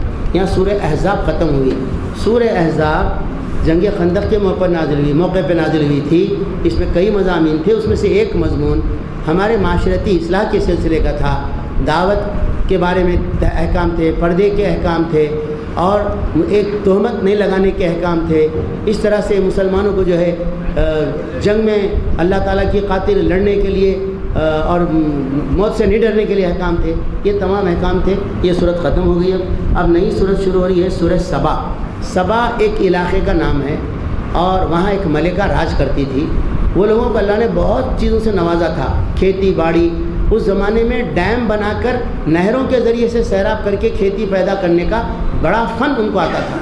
تو ان کے پاس وہ ڈیم کے پانی کے ذریعے سے خوشحالی ایسی آ گئی تھی کہ بے انتہا خوشحالی، ان کی آبادی بڑھ گئی تھی، پیسہ بڑھ گیا تھا، ہر قسم کی فراوانی ہو گئی تھی۔ اور ان کے پاس حکومت کرنے والی ایک خاتون عورت تھی۔ ان کے پاس شرک تھا اور وہ سورج کی عبادت کرتے تھے لوگ۔ اللہ تعالیٰ نے ان کے پاس پیغمبر بھیجے اور انہوں نے پیغمبروں کی نافرمانی کی، تو پھر اللہ تعالیٰ نے ان کے بنائے ہوئے ڈیم کو توڑ کے ان کے اوپر سیلاب بھیجا اور ان کو برباد کر کے رکھ دیا۔ تو بتایا کہ جو لوگ دنیا کی خوشحالی میں ڈوب جاتے ہیں، یقیناً بعض اوقات وہ خدا کو بھول جاتے ہیں، پھر اللہ ان کو یاد دلانے کے لیے اہتمام کرتا ہے لیکن وہ توبہ نہیں کرتے، تو پھر اس کا انجام ہلاکت کے سوا کچھ نہیں ہوتا۔ لہذا دنیا کی خوشحالی کے دھوکے میں نہیں مبتلا ہوتا۔ سورہ سبا مکی میں اللہ کے نام سے جو بے انتہا مہربان اور رحم فرمانے والا ہے۔ حمد اس خدا کے لیے جو آسمانوں اور زمین کی ہر چیز کا مالک ہے اور آخرت میں بھی اسی کے لیے حمد ہے۔ وہ دانا اور باخبر ہے، جو کچھ زمین میں جاتا ہے، جو کچھ اس سے نکلتا ہے اور جو کچھ آسمان سے اترتا ہے، اور جو کچھ اس میں چڑھتا ہے ہر چیز کو وہ جانتا ہے، وہ رحیم اور غفور ہے۔ منکرین کہتے ہیں کیا بات ہے کہ قیامت ہم پر نہیں آ رہی ہے؟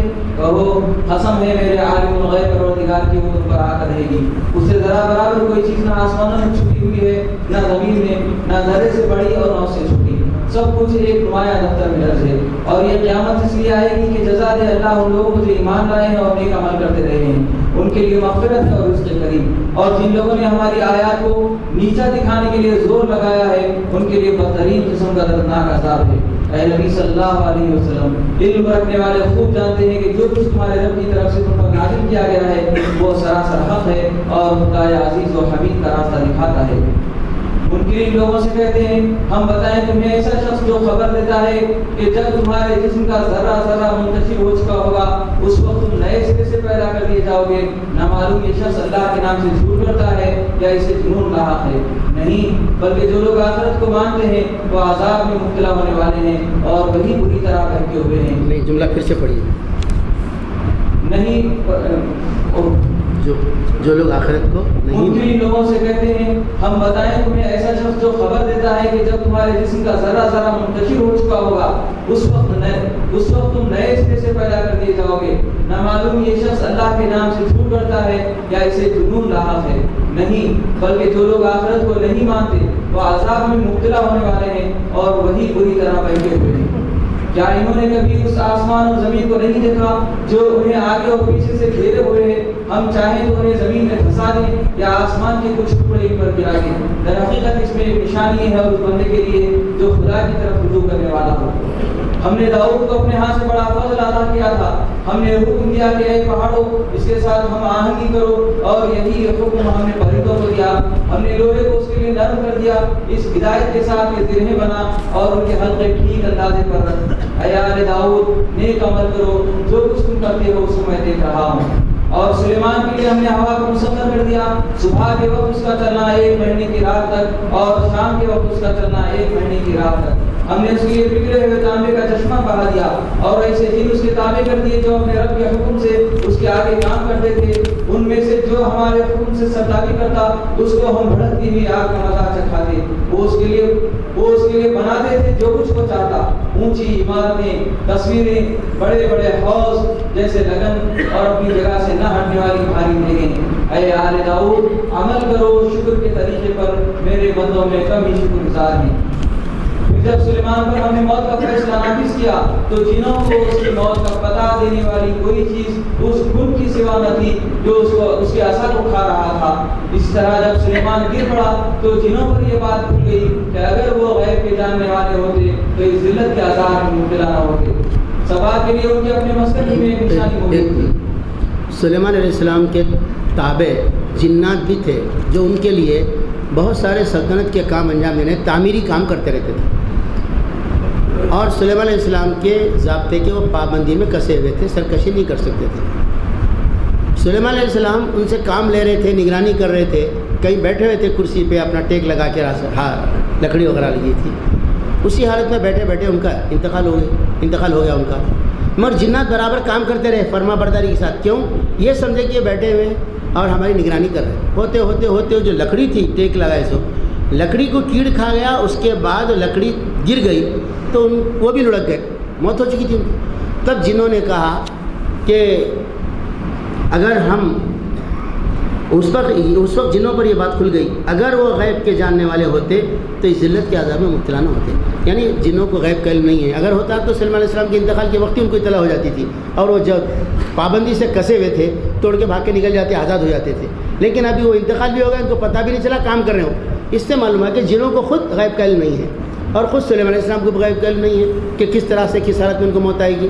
اس طرح سے جو لوگ غیب دانی کے دعوے کرتے ہیں، سلیمان علیہ السلام کا نام لے کے کرتے ہیں، سب جھوٹ ڈھونگ ہے، کسی کو غیب کی باتیں نہیں معلوم۔ موکل کو حاضر کرنے کے عورتوں کو گمراہ کرتے۔ اصل میں کیا ہے، یہ جادو ٹونے کرنے والے یا عامل لوگ، وہ لوگ مختلف باتیں جھوٹ بولتے ہیں۔ موکل کو حاضر کر کے کہاں چیز گم گئی، کون کیسا کیا، میں ایسا کرتا ہوں، تو بعض جن ہیں شریر جن جو لوگ اپنے قابو میں کر کے ان سے کچھ باتیں سن گل لیتے ہیں، مگر یہ کہ وہ مستقل طور پر ان کی تمام باتیں صحیح ایسا نہیں ہے، اور ایسے لوگوں کے پاس جانا جادو ٹونے کرنے والے عاملوں کے پاس گناہ ہیں، 40 دن کی عبادت قبول نہیں ہوتی ان کے پاس جانے سے۔ حدیث میں منع کیا گیا ہے۔ جو اس طرح کے غیب دانی کے دعوے کرنے والے لوگ ہیں اور وہ جو بھی کام کرتے ہیں سب ان کا منہ بند کرنے کا، ان کے ایسے ان کے اوپر عاشق کرانے کا، ان کو ان سے توڑا دینے کا، شریعت میں جو ناجائز کام ہے سب ان سے لیتے ہیں، تو وہ لوگ اچھے لوگ نہیں ہوتے، ان کے پاس نہیں جانا چاہیے، بہت برا کام ہے۔ سبا کے لیے ان کے اپنے مسکن ہی میں ایک نشانی موجود تھی، وہ 2 بار دائیں اور بائیں، کھاؤ اپنے رب کا رزق اور شکر بجا لاؤ اس کا، ملک ہے عمدہ و پاکیزہ اور پروردگار ہے بخشش فرمانے والا، مگر وہ منہ موڑ گئے۔ آخرکار ہم نے ان پر بند توڑ سیلاب بھیج دیا اور ان کے پیچھے 2 باغوں کی جگہ 2 اور باغ انہیں دیے، جن میں کڑوے کثیرے پھل اور جھاؤ کے درخت تھے اور کچھ تھوڑی سی بیریاں۔ یہ تھا ان کے کفر کا بدلہ جو ہم نے ان کو دیا، اور ناشکر انسان کے سوا ایسا بدلہ ہم اور کسی کو نہیں دیتے۔ اور ہم نے ان کے اور ان بستیوں کے درمیان جن کو ہم نے برکت عطا کی تھی نمایاں بستیاں بسا دی تھی، اور ان میں سفر کی مسافتیں ایک اندازے پر رکھ دی تھی۔ چلو پھرو ان راستوں میں، رات نہیں چھوڑے ہم ان کے ساتھ، مگر انہوں نے کہا اے ہمارے رب ہمارے سفر کی مسافتیں لمبی کر دے۔ انہوں نے اپنے اوپر ظلم کیا، آخرکار ہم نے انہیں افسانہ بنا کر دیا اور انہیں بالکل تتر بتر کر ڈالا۔ یقیناً اس میں نشانیاں ہیں ہر اس شخص کے لیے جو بڑا صابر و شاکر ہو۔ ان کے معاملے میں ابلیس نے اپنا گمان صحیح پایا اور انہوں نے اسی کی پیروی کی، بجز ایک تھوڑے سے گروہ کے جو مومن تھا۔ ابلیس کو ان پر کوئی اقتدار حاصل نہ تھا، مگر جو کچھ ہوا وہ اس لیے ہوا کہ ہم یہ دیکھنا چاہتے تھے کہ کون آخرت کا ماننے والا ہے اور کون اس کی طرف سے شک میں پڑا ہوا ہے۔ تیرا رب ہر چیز پر نگران ہے۔ اے نبی صلی اللہ علیہ وسلم، ان مشرکین سے کہو کہ پکار دو اپنے ان معبودوں کو جنہیں تم اللہ کے سوا اپنا معبود سمجھے بیٹھے ہو۔ وہ نہ آسمانوں میں کسی ذرا برابر چیز کی مالک ہے نہ زمین میں، وہ آسمان و زمین کی ملکیت میں شریک بھی نہیں ہے، ان میں سے کوئی اللہ کے مددگار بھی نہیں ہے، اور اللہ کے حضور کوئی شفاعت بھی کسی کے لیے نافع نہیں ہو سکتی بجز اس شخص کے جس کے لیے اللہ نے سفارش کی اجازت دی ہو۔ حتیٰ کہ جب لوگوں کے دلوں سے گھبراہٹ دور ہوگی تو وہ سفارش کرنے والوں سے پوچھیں گے کہ تمہارے رب نے کیا جواب دیا؟ وہ کہیں گے کہ ٹھیک جواب ملا ہے اور وہ بزرگ و برتر ہے۔ اے نبی صلی اللہ علیہ وسلم، ان سے پوچھو کون تم کو آسمان اور زمین سے رزق دیتا ہے؟ کہو اللہ۔ اب لا محالہ ہم میں اور تم میں سے کوئی ایک ہی ہدایت پر ہے یا کھلی گمراہی میں پڑا ہوا ہے۔ ان سے کہو جو قصور ہم نے کیا ہو اس کی کوئی بات تم سے نہ ہوگی، اور جو کچھ تم کر رہے ہو اس کی کوئی جواب طلبی ہم سے نہیں کی جائے گی۔ کہو ہمارا رب ہم کو جمع کرے گا، پھر ہمارے درمیان ٹھیک فیصلہ کر دے گا۔ وہ ایسا زبردست حاکم ہے جو سب کچھ جانتا ہے۔ ان سے کہو ذرا مجھے دکھاؤ تو صحیح وہ کون سی ہستیاں ہیں جنہیں تم نے اس کے ساتھ شریک لگا رکھا ہے؟ ہرگز نہیں، زبردست اور دانا تو بس وہ اللہ ہی ہے۔ اور اے نبی صلی اللہ علیہ وسلم، ہم نے تم کو تمام انسانوں کے لیے بشیر و نذیر بنا کر بھیجا ہے، مگر اکثر لوگ جانتے نہیں ہیں۔ یہ لوگ تم سے کہتے ہیں کہ وہ قیامت کا وعدہ کب پورا ہوگا اگر تم سچے ہو؟ کہو تمہارے لیے ایک ایسے دن کی میعاد مقرر ہے جس کے آنے میں نہ ایک گھڑی بھر کی تاخیر تم کر سکتے ہو اور نہ ایک گھڑی بھر پہلے اسے لا سکتے ہو۔ یہ کافر کہتے ہیں کہ ہم ہرگز اس قرآن کو نہ مانیں گے اور نہ اس سے پہلے آئی ہوئی کسی کتاب کو تسلیم کریں گے۔ کاش تم دیکھو ان کا حال اس وقت جب یہ ظالم اپنے رب کے حضور کھڑے ہوں گے، اس وقت یہ ایک دوسرے پر الزام دھریں گے۔ جو لوگ دنیا میں دبا کر رکھے گئے تھے وہ بڑے بننے والوں سے کہیں گے کہ اگر تم نہ ہوتے تو ہم مومن ہوتے۔ وہ بڑے بننے والے ان دبے ہوئے لوگوں کو جواب دیں گے کیا ہم نے تمہیں اس ہدایت سے روکا تھا جو تمہارے پاس آئی تھی؟ نہیں، بلکہ تم خود مجرم تھے۔ وہ دبے ہوئے لوگ ان بڑے بننے والوں سے کہیں گے نہیں، بلکہ شب و روز کی مکاری تھی جب تم ہم سے کہتے تھے کہ ہم اللہ سے کفر کریں اور دوسروں کو اس کا ہمسر ٹھہرائیں۔ آخرکار جب یہ لوگ عذاب دیکھیں گے تو اپنے دلوں میں پچھتائیں گے اور ہم ان منکرین کے گھروں میں دوڑ ڈال دیں گے۔ کیا لوگوں کو اس کے سوا کوئی بدلہ دیا جا سکتا ہے کہ جیسے اعمال ان کے تھے ویسی ہی جزا وہ پائیں؟ کبھی ایسا نہیں ہوا کہ ہم نے کسی بستی میں ایک خبردار کرنے والا بھیجا ہو اور اس بستی کے کھاتے پیتے لوگوں نے یہ نہ کہا ہو کہ جو پیغام تم لے کر آئے ہو اس کو ہم نہیں مانتے۔ انہوں نے ہمیشہ یہی کہا کہ ہم تم سے زیادہ مال و اولاد رکھتے ہیں اور ہم ہرگز سزا پانے والے نہیں ہیں۔ اے نبی صلی اللہ علیہ وسلم، ان سے کہو میرا رب جسے چاہتا ہے کشادہ رزق دیتا ہے اور جسے چاہتا ہے نفع عطا کرتا ہے، مگر اکثر لوگ اس کی حقیقت کو نہیں جانتے۔ یہ تمہاری دولت اور تمہاری اولاد نہیں ہے جو تمہیں ہم سے قریب کرتی ہے، ہاں مگر جو ایمان لائے اور نیک عمل کرے، یہی لوگ ہیں جن کے لیے ان کے عمل کی دوہری جزا ہے اور وہ بلند و بالا عمارتوں میں اطمینان سے رہیں گے۔ رہے وہ لوگ جو ہماری آیات کو نیچا دکھانے کے لیے دوڑ دھوپ کرتے ہیں تو عذاب میں مبتلا ہوں گے۔ اے نبی صلی اللہ علیہ وسلم سے کہو میرا رب اپنے بندوں میں سے جسے چاہتا ہے کھلا رزق دیتا ہے اور جسے چاہتا ہے نفع کھلا دیتا ہے. جو کچھ تم خرچ کر دیتے ہو اس کی جگہ وہی تم کو اور دیتا ہے. وہ سب رازقوں سے بہتر راضی ہے. اور جس دن وہ تمام انسانوں کو جمع کرے گا پھر فرشتوں سے پوچھے گا کیا یہ لوگ تمہاری ہی عبادت کیا کرتے تھے؟ تو وہ جواب دیں گے کہ پاک ہے آپ کی ذات، ہمارا تعلق تو آپ سے ہے نہ کہ ان لوگوں سے. دراصل یہ ہماری نہیں بلکہ جنوں کی عبادت کرتے تھے، ان میں سے اکثر انہی پر ایمان لائے ہوئے تھے. اس وقت ہم کہیں گے کہ آج تم میں سے کوئی نہ کسی کو فائدہ پہنچا سکتا ہے نہ نقصان. اور ظالموں سے ہم کہہ دیں گے کہ آپ چکھو سزا کے جہنم کا مزہ جسے تم جھلایا کرتے تھے. ان لوگوں کو جب ہماری صاف صاف آیات سنائی جاتی ہیں تو یہ کہتے ہیں کہ یہ شخص تو بس یہ چاہتا ہے کہ تم کو ان معبودوں سے برگشتہ کر دے جن کی عبادت تمہارے باپ دادا کرتے آئے ہیں. اور کہتے ہیں کہ یہ قرآن محض ایک جھوٹ ہے گھڑا ہوا. ان کافروں کے سامنے جب حق آیا تو انہوں نے کہہ دیا کہ یہ تو صریح جادو ہے. حالانکہ نہ ہم نے ان لوگوں کو پہلے کوئی کتاب دی تھی کہ یہ اسے پڑھتے ہوں اور نہ تم سے پہلے ان کی طرف کوئی متنبہ کرنے والا بھیجا تھا. ان سے پہلے گزرے ہوئے لوگ جھٹلا چکے ہیں. جو کچھ ہم نے انہیں دیا تھا اس کے اشیر کو بھی یہ نہیں پہنچے ہیں. مگر جب انہوں نے میرے رسولوں کو جھٹلایا تو دیکھ لو کہ میری سزا کیسی سخت تھی. اے نبی صلی اللہ علیہ وسلم ان سے کہو کہ میں تمہیں بس ایک بات کی نصیحت کرتا ہوں. خدا کے لیے تم اکیلے اور دو مل کر اپنا دماغ لڑاؤ اور سوچو تمہارے صاحب میں آخر کون سی بات ہے جو جنون کی ہو. وہ تو ایک سخت عذاب کی آمد سے پہلے تم کو متنبہ کرنے والا ہے. ان سے کہو اگر میں نے تم سے کوئی اجر مانگا ہے تو وہ تمہیں کو مبارک رہے. میرا اجر تو اللہ کے ذمہ ہے اور وہ ہر چیز پر گواہ ہے. ان سے کہو میرا رب مجھ پر حق کا القاء کرتا ہے اور وہ تمام پوشیدہ حقیقتوں کو جاننے والا ہے. کہو حق آ گیا اور باطل کے لیے کچھ نہیں ہو سکتا. کہو اگر میں گمراہ ہو گیا ہوں تو میری گمراہی کا وبال مجھ پر ہے اور اگر میں ہدایت پر ہوں تو اس وحی کی بنا پر ہوں جو میرا رب میرے اوپر نازل کرتا ہے. وہ سب کچھ سنتا ہے اور قریب بھی ہے. کاش تم دیکھو انہیں اس وقت جب یہ لوگ گھبرائے پھر رہے ہوں گے اور کہیں بچ کر نہ جا سکیں گے بلکہ قریب ہی سے پکڑ لیے جائیں گے.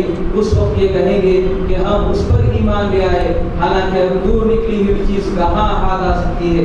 اس سے پہلے یہ کفر کر چکے تھے اور بلا تحقیق دور کی کوڑیاں لایا کرتے تھے. اس وقت اس چیز کی یہ تمنا کر رہے ہوں گے اس سے محروم کر دیے جائیں گے جس طرح کے پیش رو ہم مشرب محروم ہو چکے ہوں گے. یہ بڑے گمراہ کو شک میں پڑے ہوئے تھے. یہاں پر سورہ سبا ختم ہوئی اور اس میں اللہ تعالیٰ نے جو ہے آخری 2 رکوع میں مسلسل پیغمبر پر اعتراض کرنے والوں کے جواب دے کر بتایا ہے کہ اللہ کے سوا کسی میں قدرت نہیں ہے. قیامت آنے والی ہے، اس دن کوئی کسی کے کام آنے والا نہیں ہے، سفارش نہیں چلے گی. حتیٰ کہ سفارش کرنے کے لیے کچھ لوگوں کو مقرر کریں گے، وہ اللہ کے پاس بات کرنے والے بھی ہوں گے تو ان سے پوچھیں گے گھبراہٹ دور ہونے کے بعد پروردگار نے کیا جواب دیا، تو وہ کہیں گے کہ بس بہت درست جواب دیا ہے. تو ایسا نہیں ہے کہ جس سے بھی چاہے سفارش کرا سکیں گے، جو چاہے منوا لیں گے، بلکہ جن کو اللہ اجازت دے گا، جن کے حق میں اجازت دے گا وہی زبان کھول سکیں گے. کوئی کسی کو ہر ایک کو آزادی وہاں پر نہیں ہوگی بولنے کی. اب سورہ فاطر شروع ہو رہی ہے. یہ سورہ یاسین سے پہلے کی صورت ہے، مکی ہے. اس میں اللہ تعالیٰ نے آخرت کا بیان بھی کیا ہے اور نبوت کے دلائل بھی دیے ہیں، توحید کے دلائل بھی دیے ہیں. اللہ کے نام سے جو بے انتہا مہربان اور رحم فرمانے والا ہے. تعریف اللہ ہی کے لیے ہے جو آسمان اور زمین کا بنانے والا اور فرشتوں کو پیغام رساں مقرر کرنے والا ہے. ایسے فرشتے جن کے 2 اور 3 اور 4 بازو ہیں، وہ اپنی مخلوق کی ساخت میں جیسا چاہتا ہے اضافہ کرتا ہے. یقیناً اللہ ہر چیز پر قادر ہے. اللہ جس رحمت کا دروازہ بھی لوگوں کے لیے کھول دے اسے کوئی روکنے والا نہیں، اور جسے وہ بند کر دے اسے اللہ کے بعد پھر کوئی دوسرا کھولنے والا نہیں. وہ زبردست اور حکیم ہے. فرشتوں کی کیسی ساخت ہے اللہ تعالیٰ فرمائے 2 بازو ہیں، 4 بازو ہیں، 3 بازو ہیں، 4 بازو ہیں. اور جبریل علیہ السلام کے 600 بازو ہیں. اللہ کے نبی صلی اللہ علیہ وسلم نے اصلی حالت میں ان کو ایک دفعہ کرسی پہ بیٹھے ہوئے دیکھا تو زمین فضا اور آسمان پورا بھرا ہوا تھا ان سے. آپ دیکھ کے مروب ہو گئے، سیدھا گھر میں آ کے اوڑھ کے لیٹ گئے. تب اللہ تعالیٰ نے وحی نازل فرمائی فرشتے کے ذریعے سے ہی، اٹھو اور لوگوں کو خبردار کرو آئے اور لپٹ کر سونے والے. جبریل علیہ السلام کو اصلی شکل میں 2 ہی مرتبہ دیکھے حضور صاحب. تو فرشتوں کی جو ساخت ہے ہم نے تو دیکھی نہیں ہے، بس اللہ تعالیٰ نے فرمایا 2 بازو ہیں، 3 بازو ہیں، 4 بازو ہیں.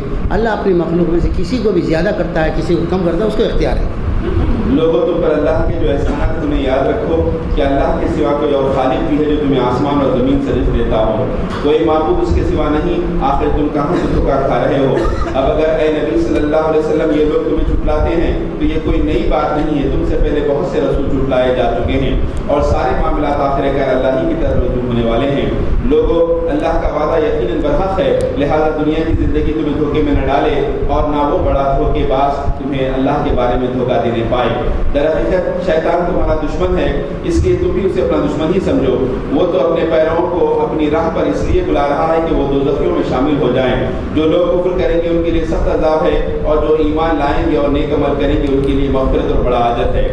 بھلا کچھ ٹھکانہ ہے اس شخص کی گمراہی کا جس کے لیے اس کا برا عمل خوشنما بنا دیا گیا ہو اور وہ اسے اچھا سمجھ رہا ہو۔ حقیقت یہ ہے کہ اللہ جسے چاہتا ہے گمراہی میں ڈال دیتا ہے اور جسے چاہتا ہے راہ راست دکھا دیتا ہے۔ بس اے نبی صلی اللہ علیہ وسلم، خواہ تمہاری جانی لوگوں کی خاطر غم و افسوس میں نہ بھولے۔ جو کچھ یہ کر رہے ہیں اللہ اس کو خوب جانتا ہے، وہ اللہ ہی تو ہے جو ہواؤں کو بھیجتا ہے، پھر وہ بادل اٹھاتی ہیں، پھر ہم اسے ایک اجاڑ علاقے کی طرف لے جاتے ہیں اور اس کے ذریعے سے اسی زمین کو جلا اٹھاتے ہیں اور جو مری پڑی تھی۔ مرے ہوئے انسانوں کا جی اٹھنا بھی اسی طرح ہوگا۔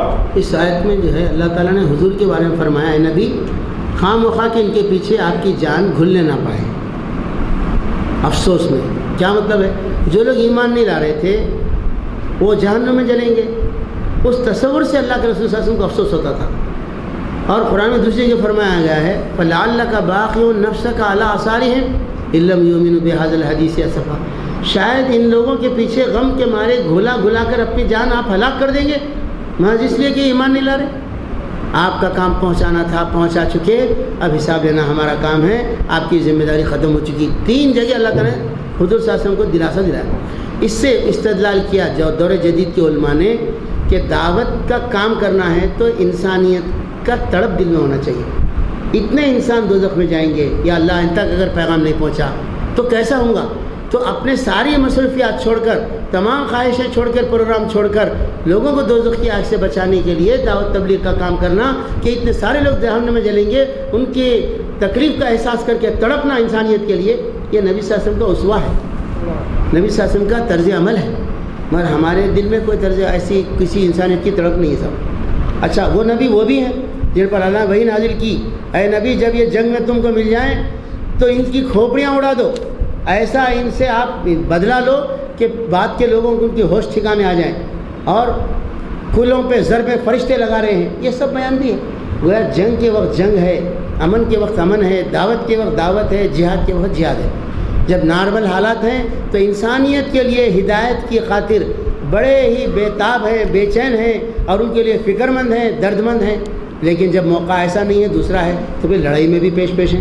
زندگی میں توازن ہے، اللہ کے نظر ایک طرفہ نہیں ہے زندگی، جو جس وقت جو کام کرنا وہ کام کرتے ہیں۔ جو کوئی عزت چاہتا ہے اسے معلوم ہونا چاہیے کہ عزت ساری کی ساری اللہ کی ہے۔ اس کے ہاں جو چیز اوپر چڑھتی ہے وہ صرف پاکیزہ قول ہے اور عمل صالح اس کو اوپر چڑھاتا ہے۔ رہے وہ لوگ جو بےہودہ چال بازیاں کرتے ہیں ان کے لیے سخت عذاب ہے اور ان کا مکر خود ہی غارت ہونے والا ہے۔ اللہ نے تم کو مٹی سے پیدا کیا، پھر ان نطفے سے، پھر تمہارے جوڑے بنا دیے، یعنی مرد اور عورت۔ کوئی عورت حاملہ نہیں ہوتی اور نہ بچہ جنتی ہے، مگر یہ سب کچھ اللہ کے علم میں ہوتا ہے۔ کوئی عمر پانے والا عمر نہیں پاتا اور نہ کسی کی عمر میں کچھ کمی ہوتی ہے، مگر یہ سب کچھ ایک کتاب میں لکھا ہوتا ہے۔ اللہ کے لیے یہ بہت آسان کام ہے، اور پانی کے دونوں ذخیرے یکساں ہی ہیں، ایک میٹھا اور پیاس بجھانے والا ہے، پینے میں خوشگوار، اور دوسرا سخت کھاری کے حلق چھیل دے، مگر دونوں سے تم تر و تازہ گوشت حاصل کرتے ہو، پہننے کے لیے زینت کا سامان نکالتے ہو، اور اسی پانی میں تم دیکھتے ہو کہ کشتیاں اس کا سینہ چیرتی چلی جا رہی ہیں، تاکہ تم اللہ کا فضل تلاش کرو اور اس کے شکر گزار بنو۔ وہ دن کے اندر رات اور رات کے اندر دن کو پیروتا ہوا لے آتا ہے، چاند اور سورج کو اس نے مسخر کر رکھا ہے، یہ سب کچھ ایک وقت مقررہ تک چلے جا رہے ہیں۔ وہی اللہ جس کے یہ سارے کام ہیں تمہارا رب ہے، بادشاہی اسی کی ہے، اسے چھوڑ کر جن دوسروں کو تم پکارتے ہو وہ ایک کام کے مالک بھی نہیں ہیں۔ انہیں پکارو تو وہ تمہاری دعائیں سن نہیں سکتے، اور سن لیں تو ان کا تمہیں کوئی جواب نہیں دے سکتے، اور قیامت کے روز وہ تمہارے شرک کا انکار کر دیں گے۔ حقیقت حال کی ایسی صحیح خبر تمہیں ایک خبردار کے سوا کوئی نہیں دے سکتا۔ لوگوں، تم ہی اللہ کے محتاج ہو، اور اللہ تو غنی و حمید ہے، وہ چاہے کہ تمہیں ہٹا کر کوئی نئی خلقت تمہاری جگہ لے آئے۔ ایسا کرنا اللہ کے لیے کچھ بھی دشوار نہیں۔ کوئی بوجھ اٹھانے والا کسی دوسرے کا بوجھ نہ اٹھائے گا، اور اگر کوئی لدا ہوا نفس اپنا بوجھ اٹھانے کے لیے پکارے گا تو اس کے بار کا ایک ادنا حصہ بھی اٹھانے کے لیے بٹانے کے لیے کوئی نہ آئے گا، چاہے وہ قریب ترین رشتہ دار ہی کیوں نہ ہو۔ اے نبی صلی اللہ علیہ وسلم، صرف انہی لوگوں کو متنبہ کر سکتے ہو جو بے دیکھے اپنے رب سے ڈرتے ہیں اور نماز قائم کرتے ہیں۔ جو شخص بھی پاکیزگی اختیار کرتا ہے اپنی ہی بھلائی کے لیے کرتا ہے، اور پلٹنا سب کو اللہ ہی کی طرف ہے۔ اندھا اور آنکھوں والا برابر نہیں ہے، نہ تاریکیاں اور روشنی یکساں ہے، نہ ٹھنڈی چھاؤں اور دھوپ تپش ایک جیسی ہے، اور نہ زندے اور مردے مساوی ہیں۔ اللہ جسے چاہتا ہے سنواتا ہے، مگر اے نبی صلی اللہ علیہ وسلم، تم ان لوگوں کو نہیں سنا سکتے جو خبروں میں مدفون ہیں، تم تو بس ایک خبردار کرنے والے ہو۔ ہم نے تم کو حق کے ساتھ بھیجا ہے، بشارت دینے والا اور ڈرانے والا بنا کر، اور کوئی امت ایسی نہیں گزری ہے جس میں کوئی متنبہ کرنے والا نہ آیا ہو۔ اب اگر یہ لوگ تمہیں جھٹلاتے ہیں تو ان سے پہلے گزرے ہوئے لوگ بھی جھٹلا چکے ہیں۔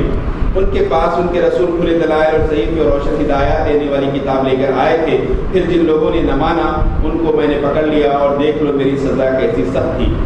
کیا تم دیکھتے نہیں ہو کہ اللہ آسمان سے پانی برساتا ہے، اور پھر اس کے ذریعے سے ہم طرح طرح کے پھل نکال لاتے ہیں جن کے رنگ مختلف ہوتے ہیں، اور پہاڑوں میں بھی سفید، سرخ اور گہری سیاہ دھاریاں پائی جاتی ہیں جن کے رنگ مختلف ہوتے ہیں، اور اسی طرح انسانوں اور جانوروں اور مویشیوں کے رنگ بھی مختلف ہیں۔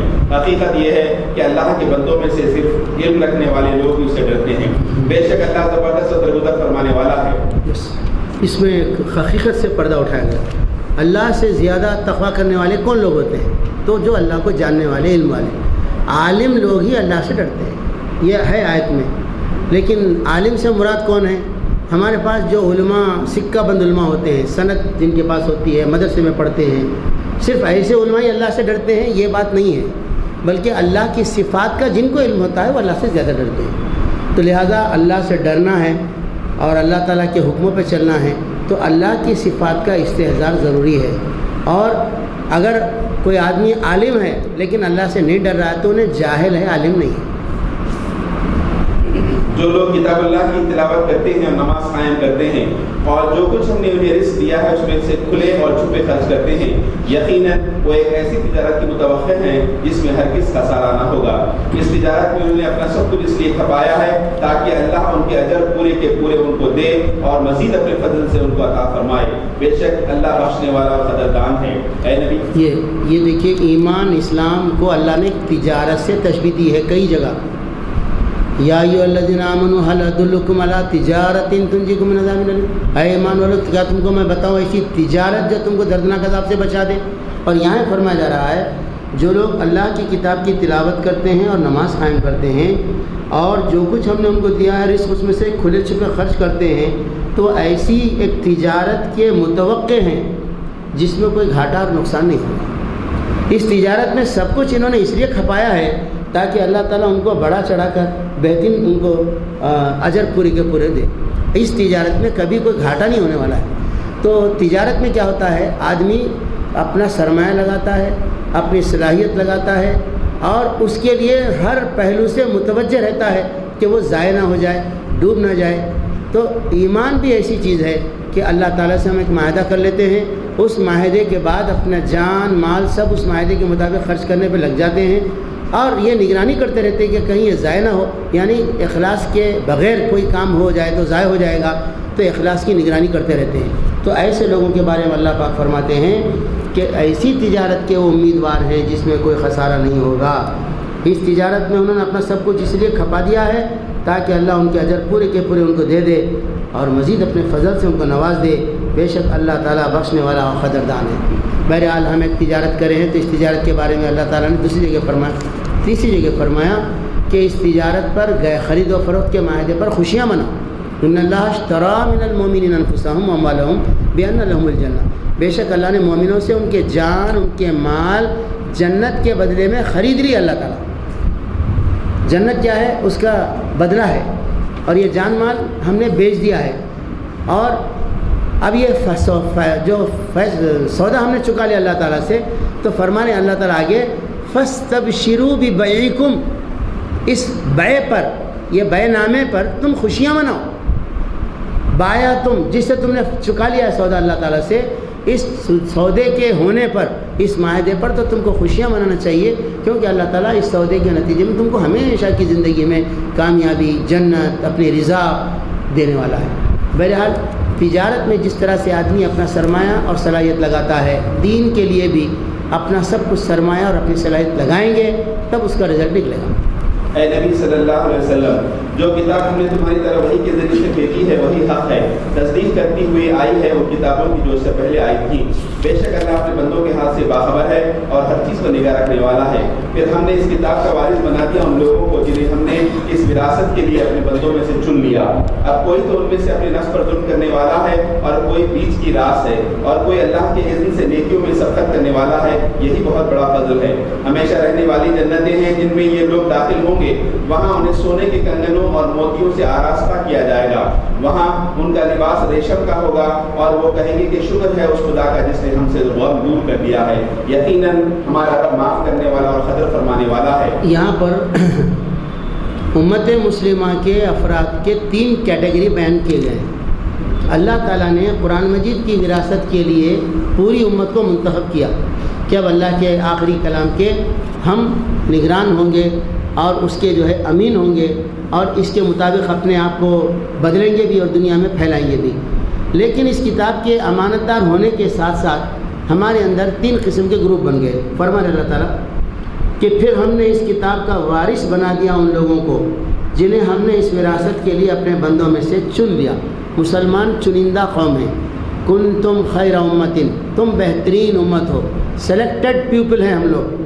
اب اللہ نے چن لیا. اب کوئی تو ان میں سے اپنے نفس پر ظلم کرنے والا ہے امت مسلمہ میں، مگر گناہ گار ہے. قرآن کیا ہے، دین کیا ہے، ایمان کیا ہے، اسلام کیا ہے، سننے کو تیار نہیں ہے، بلکہ شرک بھی کر رہی، غلط کام بھی کر رہی. اور کوئی بیچ کی راس ہے. ایک طبقہ ہے جو درمیانی حالت میں ہے، کچھ نیکیاں ہیں، کچھ گناہ ہیں، کچھ اللہ سے بھی ڈرتے ہیں، کچھ بندوں سے بھی ڈرتے، اور کوئی اللہ کے اذن سے نیکیوں میں سبقت کرنے والا ہے. تو کچھ اعلیٰ درجے کے ایسے لوگ ہیں جو نیکیوں میں آگے بڑھتے رہتے، کوئی گناہ ان سے نہیں کرتے رہتے. یہی بہت بڑا فضل ہے. یعنی نیکیوں میں سبقت کرنا بہت بڑا فضل ہے، اللہ کی عنایت مہربانی ہے. یہ بھی مطلب ہے، بعض علماء نے لیا ہے کہ اللہ کی کتاب کے وراثت کے لیے چن لیا جانا بھی بہت بڑا فضل ہے. فرمانے اللہ تعالیٰ ہمیشہ رہنے والی جنتیں جن میں سب لوگ داخل ہوں گے. تو اس سے علماء نے استدلال کیا ہے کہ مسلمان اگر توحید پہ چلتا، شرک نہیں کرتا، اگر وہ گناہ کرے گا تو گناہوں کی سزا بھگتنے کے بعد اللہ تعالیٰ اس کو جنت میں پہنچائے گا. یہ علماء کا ایک بڑا گروہ ہے جو کہتا ہے. وہاں انہیں سونے کے، اب وہ آگے جنت میں کیا ہوں گا، زیور پہنا جائیں گے، مالے پہنے جائیں گے، کنگن پہنے جائیں گے، ریشم کا لباس ہوں گے، اور وہ پکار کے یہ بولیں گے کہ اللہ کا شکر ہے جو غم دور کر دیا اور ایسی جگہ ہم کو پہنچا دیا جہاں ہم ٹھہرنے کے لیے بہترین جگہ پاتے ہیں. کوئی مشقت نہیں ہے، کوئی تھکن نہیں ہے، بھوک نہیں ہے، پیاس نہیں ہے، ہر چیز فراوانی سے مل رہی ہے. تو دنیا میں کوئی ایسی جگہ نہیں ہے جہاں بھوک نہ ہو، جہاں پیاس نہ ہو، جہاں کوئی پریشانی نہ ہو. اچھے سے اچھے خوشحال آدمی کو بھی پریشانی آ جاتی، بیماری آ جاتی، موت آ جاتی. جنت وہ جگہ ہے جہاں کوئی پریشانی نہیں ہے. اس لیے جنت کی آرزو، جنت کی تڑپ، جنت کی فکر، جنت والے اعمال ایک مومن کا ایک وظیفہ ہو جانا چاہیے. اور جن لوگوں نے کفر کیا ہے ان کے لیے جہنم کی آگ ہے، نہ ان کا قصہ پاک کر دیا جائے گا کہ مر جائیں، اور نہ ان کے لیے جہنم کے عذاب میں کوئی کمی کی جائے گی. اس طرح ہم بتا دیتے ہیں ہر اس شخص کو جو کفر کرنے والا ہو، اور وہ وہاں چیخ چیخ کر کہیں گے کہ اے ہمارے رب ہمیں یہاں سے نکال لے تاکہ ہم نیک عمل کریں ان اعمال سے مختلف جو پہلے کرتے رہے تھے. انہیں جواب دیا جائے گا کیا ہم نے تم کو اتنی عمر نہ دی تھی جس میں کوئی سبق لینا چاہتا تو سبق لے سکتا تھا، اور تمہارے پاس متنبع کرنے والا بھی آ چکا تھا. اب مزہ چکھو ظالموں کا یہاں کوئی مددگار نہیں ہے. بے شک اللہ آسمان اور زمین کی ہر پوشیدہ چیز سے واقف ہے. وہ تو سینوں کے چھپے ہوئے راز تک جانتا ہے. وہی تو ہے جس نے تم کو زمین میں خلیفہ بنایا ہے. اب جو کوئی کفر کرتا ہے اس کے کفر کا وبال اسی پر ہے، اور کافروں کو ان کا کفر اس کے سوا کوئی ترقی نہیں دیتا کہ ان کے رب کا غضب ان پر زیادہ سے زیادہ بھڑکتا چلا جاتا ہے۔ کافروں کے لیے خسارے میں اضافے کے سوا کوئی ترقی نہیں۔ اے نبی صلی اللہ علیہ وسلم ان سے کہو، کبھی تم نے دیکھا بھی ہے اپنے ان شریکوں کو جنہیں تم خدا کو چھوڑ کر پکارا کرتے ہو؟ مجھے بتاؤ انہوں نے زمین میں کیا پیدا کیا ہے یا آسمانوں میں ان کی کیا شراکت ہے؟ اگر یہ نہیں بتا سکتے تو ان سے پوچھو، کیا ہم نے انہیں کوئی تحریر لکھ کر دی ہے جس کی بنا پر یہ اپنے شرک کے لیے کوئی صاف سند رکھتے ہو؟ نہیں، بلکہ یہ ظالم ایک دوسرے کو محض فریب کے پھانسے میں دیے جا رہے ہیں۔ حقیقت یہ ہے کہ اللہ ہی ہے جو آسمانوں اور زمین کو ٹل جانے سے روکے ہوئے ہے، اور اگر وہ ٹل جائیں تو اللہ کے بعد کوئی دوسرا انہیں تھامنے والا نہیں ہے۔ بے شک اللہ بڑا حلیم اور درگزر فرمانے والا ہے۔ یہ لوگ کڑی کڑی قسمیں کھا کر کہا کرتے تھے کہ اگر کوئی خبردار کرنے والا ان کے ہاں آ گیا ہوتا تو یہ دنیا کی ہر دوسری قوم سے بڑھ کر راست رو ہوتے، مگر جب خبردار کرنے والا ان کے ہاں آ گیا تو اس کی آمد نے ان کے اندر حد سے فرار کے سوا کسی چیز میں اضافہ نہ کیا۔ یہ زمین میں اور زیادہ سرکشی کرنے لگے اور بری بری چالیں چلنے لگے، حالانکہ بری چالیں اپنے چلنے والوں ہی کے لیے بیٹھتی ہیں۔ اب کیا یہ لوگ اس کا انتظار کر رہے ہیں کہ پچھلی قوم کے ساتھ اللہ کا جو طریقہ رہا ہے وہی ان کے ساتھ بھی برتا جائے؟ یہی بات ہے تو تم اللہ کے طریقے میں ہرگز کوئی تبدیلی نہ پاؤ گے، اور تم کبھی نہ دیکھو گے کہ اللہ کی سنت اس کے مقرر راستے سے کوئی طاقت پھیر سکتی ہے۔ کیا یہ لوگ زمین میں کبھی چلے پھرے نہیں ہیں کہ انہیں ان لوگوں کا انجام نظر آتا جو ان سے پہلے گزر چکے ہیں اور ان سے بہت زیادہ طاقتور تھے؟ اللہ کو کوئی چیز عاجز کرنے والی نہیں ہے، نہ آسمانوں میں اور نہ زمین میں۔ وہ سب کچھ جانتا ہے اور ہر چیز پر قدرت رکھتا ہے۔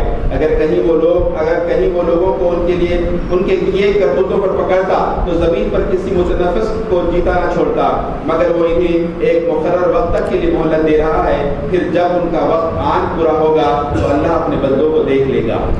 سورہ فاتر یہاں پر ختم ہوئی، اب سورہ یاسین شروع ہو رہی ہے۔ سورہ یاسین کے بارے میں حضور صلی اللہ علیہ وسلم نے ارشاد فرمایا، ہر چیز کا ایک دل ہوتا ہے، اور سورہ یاسین قرآن کا دل ہے۔ اور اللہ کے نبی صلی اللہ علیہ وسلم نے فرمایا کہ جب تمہارے خاندان میں قریبی رشتہ دار میں کوئی مرنے لگے تو آخری وقت جب آتا ہے تو دم نکلنے سے پہلے کی جو کیفیت ہوتی ہے تو اس پر سورہ یاسین پڑھ کے سنایا کرو، اس لیے کہ سورہ یاسین میں مرنے کے بعد سے جنت میں جانے تک کے تمام مرحلوں کا بیان ہے، جہنم کا بیان ہے، حشر نشر کا بیان ہے، اور اللہ تعالیٰ کے حساب کتاب کا بیان ہے۔ تو ایک آدمی ایک دنیا کو چھوڑ کر دوسری جگہ جا رہا ہے، وہاں کے احوال اگر اس کو پہلے سے معلوم ہو جائیں تو گھبراہٹ نہیں ہوگی۔ اس لیے ہمارے پاس کیا ہوتا ہے، مرنے سے پہلے اس آدمی کی بیماری کے موقع پر نہ تلقین کرتے کلمے کی، نہ بلند آواز سے وہ سورہ یاسین پڑھتے، بلکہ تھوڑی بہت بھی جان رہی اس کے اندر ہوش رہا، وہ کس کو دینا، یہ کس کو دینا، وصیتیں پوچھتے رہتے۔ جب مر جاتا انہیں کچھ نہیں سن سکتا، اب وہاں بلاؤ مؤذن صاحب کو، پارے لے کیا بولو سورہ یاسین پڑھو، بولو مردوں پہ پڑھنے کا نہیں ہے سورہ یاسین، مر گئے سے لوگوں پر، مرنے سے پہلے جب آدمی کو جو ہے کیفیت سکرات کی لگ جاتی ہے جب پڑھنے کا ہے۔ سورہ یاسین میں اللہ تعالیٰ نے توحید، رسالت، آخرت تینوں مضامین پر ایسے انداز سے بات کی ہے، ایسے انداز سے بیان کیا ہے کہ واقعات کی شکل میں بھی کیا ہے، اصولوں کی شکل میں بھی کیا ہے۔ اور عام طور پر لوگ یہ زبانی یاد رکھتے ہیں مگر اس کے معنی مفہوم یاد نہیں رہتے۔ اب آپ ترجمہ سنیے، اس میں کتنی بلند بات بیان کی گئی۔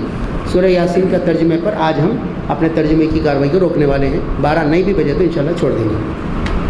اللہ کے نام سے جو بے انتہا مہربان اور رحم فرمانے والا ہے۔ یاسین، قسم ہے قرآن حکیم کی کہ تم یقین رسولوں میں سے ہو، سیدھے راستے پر ہو، اور یہ قرآن غالب اور رحیم ہستی کا نازل کردہ ہے تاکہ تم خبردار کرو ایک ایسی قوم کو جس کے باپ دادا خبردار نہ کیے گئے تھے اور اس وجہ سے وہ غفلت میں پڑے ہوئے ہیں۔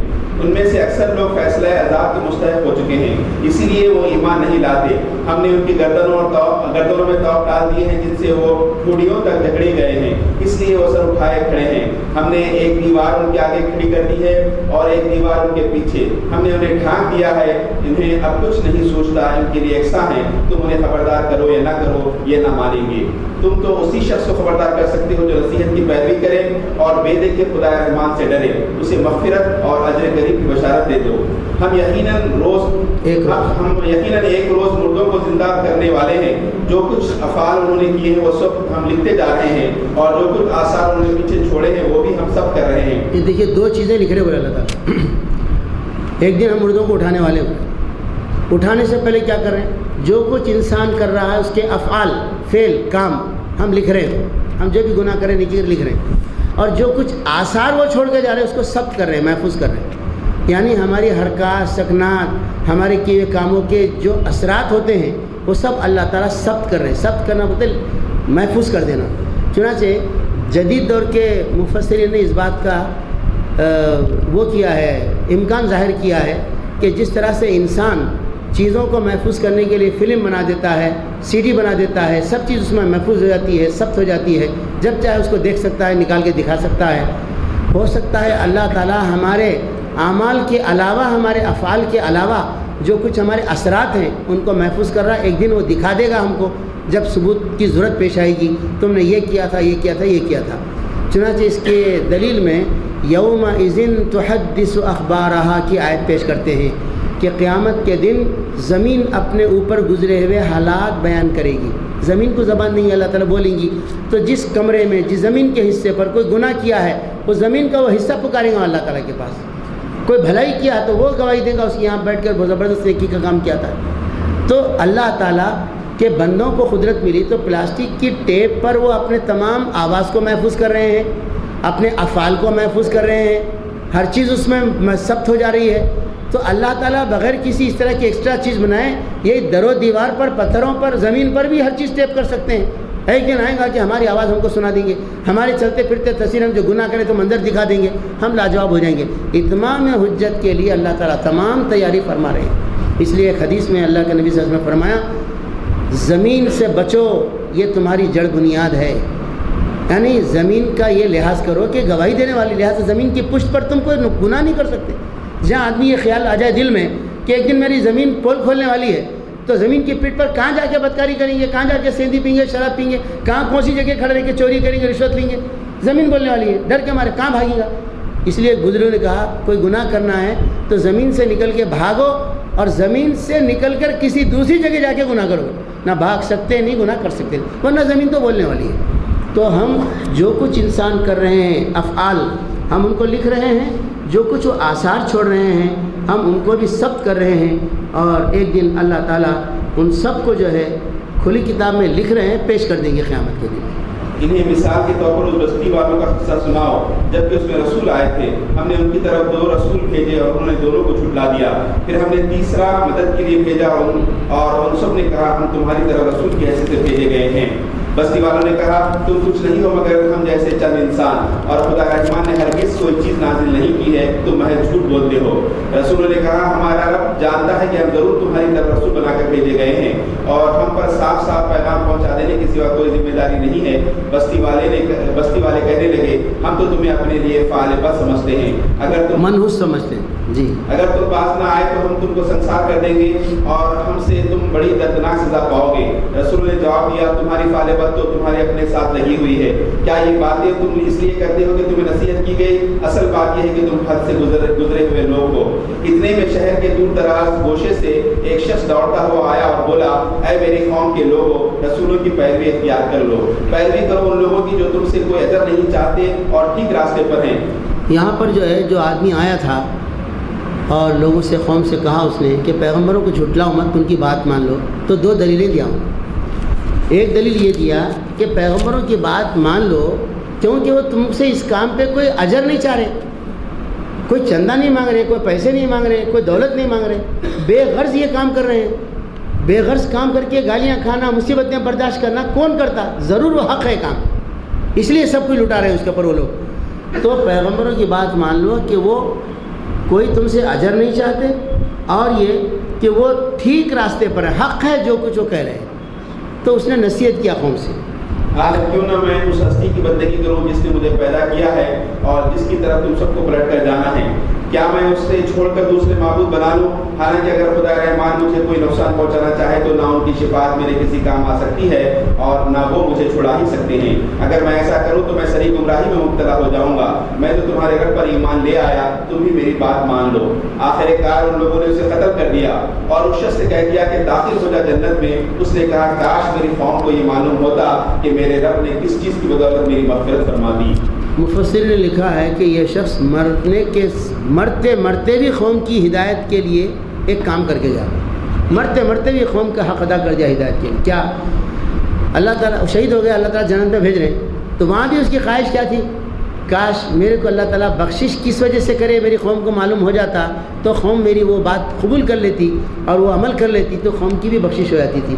یعنی آخری وقت بھی اس کو خواہش یہ تھی کہ اپنی قوم ہدایت قبول کر لے. اس کی جو بخشش ہوئی تھی پیغمبروں کی اطاعت کی وجہ سے ہوئی تھی بس. اور مجھے باعزت لوگوں میں داخل فرمایا. اس کے بعد اس کی قوم پر ہم نے آسمان سے کوئی لشکر نہیں اتارا. ہمیں لشکر بھیجنے کی حاجت نہ تھی, کوئی حاجت نہ تھی. بس ایک دھماکہ ہوا اور ایک وہ سب بجھ کر رہ گئے. یہ دیکھیے نیک مومن بندے کو قتل کرنا, پیغمبر کی مخالفت کرنا عذاب کو دعوت دینے کے برابر ہے. اور اللہ تعالیٰ کو عذاب لانے کے لیے کوئی تیاری نہیں کرنا پڑتا, پلان نہیں کرنا پڑتا, فوجیں جمع نہیں کرنا پڑتا. ایک اشارہ کرے دھماکے سے پورے بجھ کے رہ گئے لوگ. اللہ کی قدرت ایسی ہے. بس ایک دھماکہ ہوا اور ایک سب بجھ کر رہ گئے. افسوس بندوں کے حال پر جو رسول بھی ان کے پاس آیا اس کا وہ مذاق ہی اڑاتے رہے. کیا انہوں نے دیکھا نہیں کہ ان سے پہلے کتنی ہی قوموں کو ہم ہلاک کر چکے ہیں اور اس کے بعد وہ پھر کبھی ان کی طرف پلٹ کر نہ آئے. ان سب کو ایک روز ہمارے سامنے حاضر کیا جانا ہے. ان لوگوں کے لیے بے جان زمین میں ایک نشانی ہے. ہم نے اس کو زندگی بخشی اور اس سے غلہ نکالا جسے یہ کھاتے ہیں. ہم نے اس میں کھجوروں اور انگوروں کے باغ پیدا کیے اور اس کے اندر سے چشمے پھوڑ نکالے تاکہ یہ اس کے پھل کھائیں. یہ سب کچھ ان کے اپنے ہاتھوں کا پیدا کیا ہوا نہیں ہے. پھر کیا یہ شکر ادا نہیں کرتے؟ پاک ہے وہ ذات جس نے جملہ اقسام کے جوڑے پیدا کیے, خواہ وہ زمین کی نباتات میں سے ہو یا خود ان کی اپنی جنس یعنی نوع انسانی میں سے یا ان اشیاء میں سے جن کو یہ جانتے تک نہیں ہے. اس میں ایک سائنس کی حقیقت بتا اللہ تعالیٰ. ہر چیز کو ہم نے جوڑے پیدا کیے ہیں. درختوں میں, جھاڑوں میں, بیلوں میں, جانوروں میں, ہر چیز کے جوڑے ہیں بولے اللہ تعالیٰ. جبکہ انسان ابھی تک بہت سی چیزوں کو معلوم نہیں کر سکا کہ آخر اس کا جوڑا. پتھر ہے تو پتھر میں بھی جوڑے ہوں گے, اس کا مطلب یہ ہوا. تو ہر چیز کے ہم نے جوڑے پیدا کیے ہیں. کیا یہ نہیں جانتے؟ جملہ اقسام کے جوڑے پیدا کیے, چاہے وہ زمین کی نباتات میں سے ہوں یا خود ان کی اپنی جنس یعنی انسانوں میں سے ہوں یا ان اشیاء میں سے جن کو ابھی یہ جانتے تک نہیں. ہر چیز اللہ نے جوڑے جوڑے بنائے. ان کے لیے ایک اور نشانی رات ہے. ہم اس کے اوپر سے دن ہٹا دیتے ہیں تو ان پر اندھیرا چھا جاتا ہے اور سورج وہ اپنے ٹھکانے کی طرف چلا جا رہا ہے. یہ زبردست علیم ہستی کا باندھا ہوا حساب ہے اور چاند اس کے لیے ہم نے منزلیں مقرر کر دی ہیں یہاں تک کہ ان سے گزرتا ہوا وہ پھر کھجور کی سو کی شاخ کے مانند رہ جاتا ہے. سورج بھی گردش کر رہا ہے, چاند بھی گردش کر رہا ہے. قرآن سے معلوم ہو گیا. فرمایا جا رہا ہے کہ سورج اپنے ٹھکانے کی طرف چلا جا رہا ہے, حرکت میں ہے. چاند کے بارے میں فرمایا جا رہا ہے ہم نے منزلیں مقرر کی ہیں یہاں تک کہ چھوٹا ہوتے ہوتے کھجور کی سوکھی شاخ کی طرح سے ہو جاتا ہے. یہ دونوں بھی حرکت میں ہیں. اور تیسری جگہ فرمایا گیا ہے کہ زمین بھی اللہ کے حکم سے جو ہے گردش میں ہے. نہ سورج کے بس میں یہ ہے کہ وہ چاند کو جا پکڑے اور نہ رات دن پر سبقت لے جا سکتی ہے. سب ایک ایک فلک میں طے رہے ہیں. یہ اس زمانے کی بات ہے. قرآن کب آیا؟ 1450 سال پہلے, جبکہ زمین کو ٹھہری ہوئی کہتے تھے اور فلاں ایک چیز حرکت کر رہی دوسری نہیں کر رہی. اس زمانے میں اللہ تعالیٰ فرما رہے ہیں ہر چیز حرکت میں ہے. معلوم کرنے کا کوئی ذریعہ نہیں تھا, ایمان لالی لوگ. اب سائنس کی تحقیق سے ثابت ہو گیا کہ واقعی ہر چیز ایک فلک میں تیر رہی ہے. ہر چیز ادھر ہے اور اس کو ایک فورس ہے, میگنیٹک فورس, جو ایک دوسرے کو ہٹنے سے ٹلنے سے روکے ہوئے ہے. کوئی نیچے کیلا نہیں ہے, کیلے پہ ٹکا ہوا نہیں ہے, کسی پہ مدار پہ گھوم رہا نہیں ہے, بلکہ معلق ہیں جو ہر چیز فلک میں تیر رہی ہے. جیسے پانی میں کوئی چیز تیرتی ہے اس طرح سے تیر رہی ہے. ان کے لیے یہ بھی ایک نشانی ہے کہ ہم نے ان کی نسل کو بھری ہوئی کشتی میں سوار کر دیا. یعنی نوح علیہ السلام کے ساتھ کشتی میں ہم لوگ سب سوار تھے, ہماری آبا و اجداد کی نسلیں. اور پھر ان کے لیے ویسی ہی کشتیاں اور پیدا کی جن پر یہ سوار ہوتے ہیں. ہم چاہیں تو ان کو غرق کر دیں, کوئی ان کی فریاد سننے والا نہ ہو اور کسی طرح یہ نہ بچائے جا سکیں. بس ہماری رحمت ہی ہے جو انہیں پار لگاتی ہے اور ایک وقت خاص تک زندگی سے متوقع ہونے کا موقع دیتی ہے. ان لوگوں سے جب کہا جاتا ہے کہ بچو اس انجام سے جو تمہارے آگے آ رہا ہے اور تمہارے پیچھے گزر چکا ہے, شاید کہ تم پر رحم کیا جائے, تو یہ سنی اور انسنی کر جاتے ہیں. ان کے سامنے ان کے رب کی آیات میں سے جو آیت بھی آتی ہے یہ اس کی طرف التفات نہیں کرتے. اور جب ان سے کہا جاتا ہے کہ اللہ نے جو رزق میں عطا کیا اس میں سے کچھ اللہ کی راہ میں بھی خرچ کر دو, تو یہ لوگ جنہوں نے کفر کیا ہے ایمان لانے والوں کو جواب دیتے ہیں کیا ہم ان کو کھلائیں جنہیں اگر اللہ چاہتا تو خود کھلا دیتا, تم تو بالکل ہی بہک گئے ہو. یہ گمراہ لوگوں کی دلیل ہے صاحب. جب نیک لوگ کہتے تھے مالدار کافروں سے کہ اپنے جیسے انسان پریشان ہیں ان کے اوپر تم کچھ خرچ کرو بیچاروں پر, تو لوگ کیا بولتے تھے اللہ تعالیٰ ان کو نہیں دیا تو ہم کا کیوں دینا, اللہ چاہتا تو کھلا دیتا تھا. جن کو اللہ محروم کر دیا ہم دے کے کہیں گناہ کرو نا. یہ ایسی دلیل ہے, کافرانہ دلیل ہے. اور یہ دلیل آج بعض دیندار بھی لے رہے ہیں. کیا لے رہے ہیں دلیل؟ کہیں فساد ہو گیا, جنگ ہو گئی, مسلمان لٹ گئے, پٹ گئے, تو بعض مسلمان بولے صاحب ان کے لیے ریلیف کا کام کرنا, ان کے لیے مدد کرنا, صاحب پریشان ہیں. تو بعض دیندار بول رہے ہیں اللہ کا عذاب آیا ان کے اوپر، جن کو اللہ کا عذاب آیا جا کے تم کہیں کو ان کی مدد کرتے، ایسا بول رہے لوگ۔ حالانکہ ایسا بولنا دین کے بالکل خلاف بات ہے۔ کیوں خلاف ہے؟ مکے میں جو لوگ کافر رہتے تھے حضور کو بہت ستائے تھے، اتنا ستائے تھے کہ جان کے دشمن بن کے قتل کرنے کے لیے تلواریں بانٹ دیے تھے۔ آخرکار حضور ہجرت کر کے وہاں سے مدینہ کو چلے گئے۔ اس مکے میں حضور مدینہ جانے کے بعد قحط پڑ گیا، لوگ دانے دانے کے محتاج ہو گئے، چمڑے بھن کے کھانے کی نوبت آ گئی۔ محمد صلی اللہ علیہ وسلم کو معلوم ہوا تو آپ نے یہ نہیں کہا کہ مجھے ستائے تھے تو اللہ تعالیٰ ان سے انتقام لے رہا، کھٹا نکل رہا ان کا، مارنے تو کم وقتوں کیسی نہیں بولے، بلکہ آپ نے آٹا، کھجور اور مختلف چیزیں اونٹوں پہ لدا کے بھجوائے، جا کے مکے کے غریبوں میں بانٹ کے آؤ، بلکہ لوگوں کو قافلہ بنا کے بھیجا۔ اس سے کیا معلوم ہوا؟ دنیا میں اللہ تعالیٰ بندوں کے اوپر کچھ مصیبت ڈالتا ہے، آفت بھیجتا ہے، یہ اللہ کا آؤٹ لک ہے، اس کی مشیت ہے۔ مگر ہماری ذمہ داری کیا ہے؟ ہماری ذمہ داری یہ ہے جو شریعت میں بتائی گئی ہے کہ اپنے جیسے لوگ پریشانی میں مبتلا ہیں تو ان کی مدد کرنا اگر استطاعت ہے، نہیں تو دعا کر دینا بس۔ مگر یہ نہیں بولنا ان پر اللہ کا عذاب آیا تھا ہم کیوں جا کے ان کی مدد کرنا، ایسا بولنے کا اختیار نہیں ہے، کیونکہ وہ اللہ کا عذاب ہے، یہ اللہ کی آزمائش اور امتحان ہے۔ یہ جانچنے کے لیے کوئی پیغمبر نہیں ہے اس وقت جو بتا سکے۔ پیغمبر ہوتے تو بولتے تھے، جیسا حضور صلی اللہ علیہ وسلم ایک عذاب رسیدہ بستی تھی، تو جب آپ ایک جنگ کے مقام جا رہے تھے تبوک کے مقام کی طرف، یہاں سے تیز تیز گزر جاؤ، روتے ہوئے گزر جاؤ، کیونکہ یہ عذاب رسیدہ بستیاں ہیں، یہاں گھومنے پھرنے موج مستی کرنے کی نہیں بلکہ روتے ہوئے گزرنے کی جگہ ہے کہ کہیں اللہ تعالیٰ ایسے عذاب میں ہم کو بھی نہ پکڑ لے۔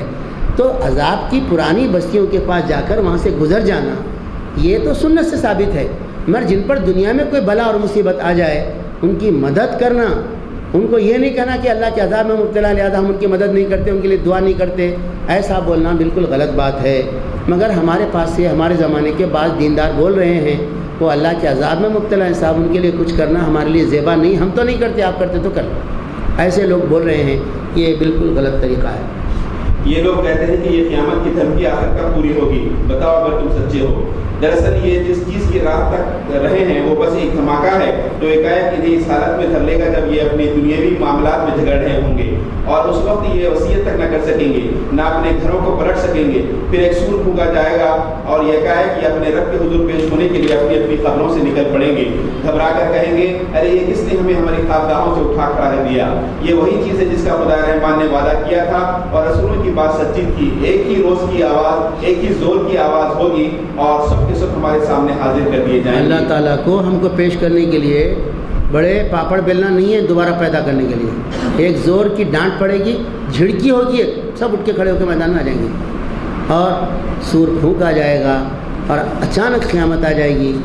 ایک آدمی حوض بنا کے اونٹ کو پانی پلانے کے لیے پانی بھرے گا، پانی پلا نہیں سکے گا، قیامت آ جائے گی۔ کپڑا بیچنے والا کپڑا طے کر کے رکھ نہیں سکے گا، قیامت آ جائے گی۔ کھانے والا کھانا ملائے گا، نوالا لے نہیں سکے گا، قیامت آ جائے گی۔ بہرحال قیامت جب بھی آئے گی تو اچانک آئے گی اور وہ آفت ایسی کو ٹالے ٹل نہیں سکتی، اس لیے اس قیامت کے آنے کے بعد جو حساب کتاب ہوگا اس کی فکر انسان کو کرنا چاہیے، یہ بات جو بیان کی جا رہی ہے۔ آج کسی پر ذرہ برابر ظلم نہ کیا جائے گا اور تمہیں ویسا ہی بدلا دیا جائے گا جیسے تم عمل کرتے رہے تھے۔ آج جنتی لوگ مزے کرنے میں مشغول ہیں، وہ اور ان کی بیویاں گھنے سایوں میں ہیں، مسندوں پر تکیے لگائے ہوئے، ہر قسم کی لذیذ چیزیں کھانے پینے کو ان کے لیے وہاں موجود ہیں۔ جو کچھ وہ طلب کریں ان کے لیے حاضر ہے۔ رب رحیم کی طرف سے ان کو سلام کہا گیا ہے۔ اور اے مجرموں، دیکھیے صاحب مومنوں کا کتنا بلند درجہ ہے، ٹھنڈی چھاؤں، بیوی بچے سب موجود، ہر قسم کی کھانے کی چیزیں جو منگائے وہ آ رہی ہے، اور سب ملنے کے ساتھ ساتھ اللہ کی طرف سے سلام قولا من رب الرحیم کہا جا رہا ہے۔ اللہ کی طرف سے ان کے لیے سلام سلام کہا جا رہا ہے۔ ایسی شاندار جگہ کس دن حشر کے میدان میں ایسی جگہ ان کو ملے گی بڑا اللہ تعالیٰ۔ اور اس دن مجرموں سے کیا کہا جائے گا؟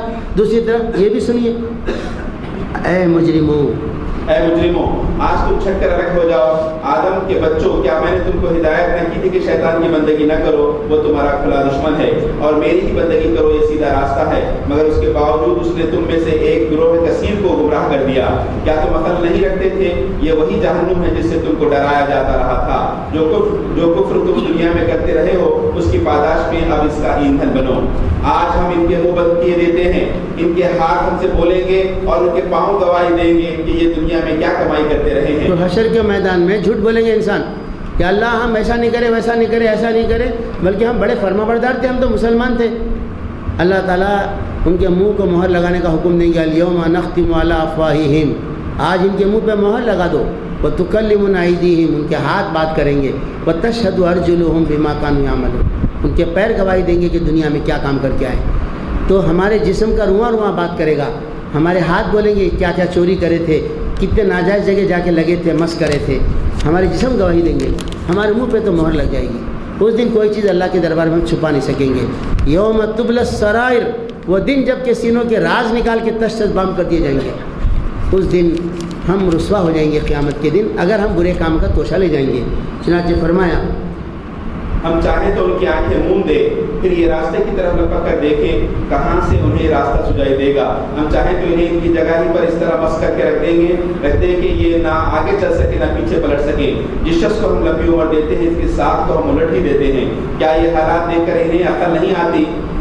ہم نے اس نبی صلی اللہ علیہ وسلم کو شعر نہیں سکھایا ہے اور نہ شاعری اس کو زیر ہی دیتی ہے۔ یہ تو ایک نصیحت ہے اور صاف پڑھی جانے والی کتاب، تاکہ وہ ہر اس شخص کو خبردار کر دے جو زندہ ہو اور انکار کرنے والوں پر حجت قائم ہو جائے۔ قرآن کیا ہے فرمانے اللہ تعالیٰ؟ نصیحت کی کتاب ہے، صاف صاف پڑھی جانے والی کتاب ہے، اور اس لیے یہ ہے کہ ہر اس آدمی کو خبردار کرے، ڈرا دے جو زندہ ہو۔ یہ مردوں کے لیے نہیں ہے کتاب، مگر ہمارے پاس قرآن کے جتنے ڈبے مسجدوں میں رکھے رہتے سب مردوں کے واسطے بخشنے کے لیے۔ ارے زندوں کے لیے، بچے کے لیے قرآن سے خریدو نہ ہے، کورس کے پورے کتابیں خرید رہے ہیں آپ، کورس کے علاوہ دوسری چیزیں بھی خریدیں۔ بچے کو اس کے ٹرانسلیشن سے لے کے دے کے ٹرانسلیشن دے کے بولے بیٹا روز تھوڑا تھوڑا پڑھ بیٹا، یہ بہت اچھے کورس کی کتاب ہے، یہ دنیا کا کورس تو تیرے کو صرف ڈگری دلاتا، یہ جنت دلاتا ہے۔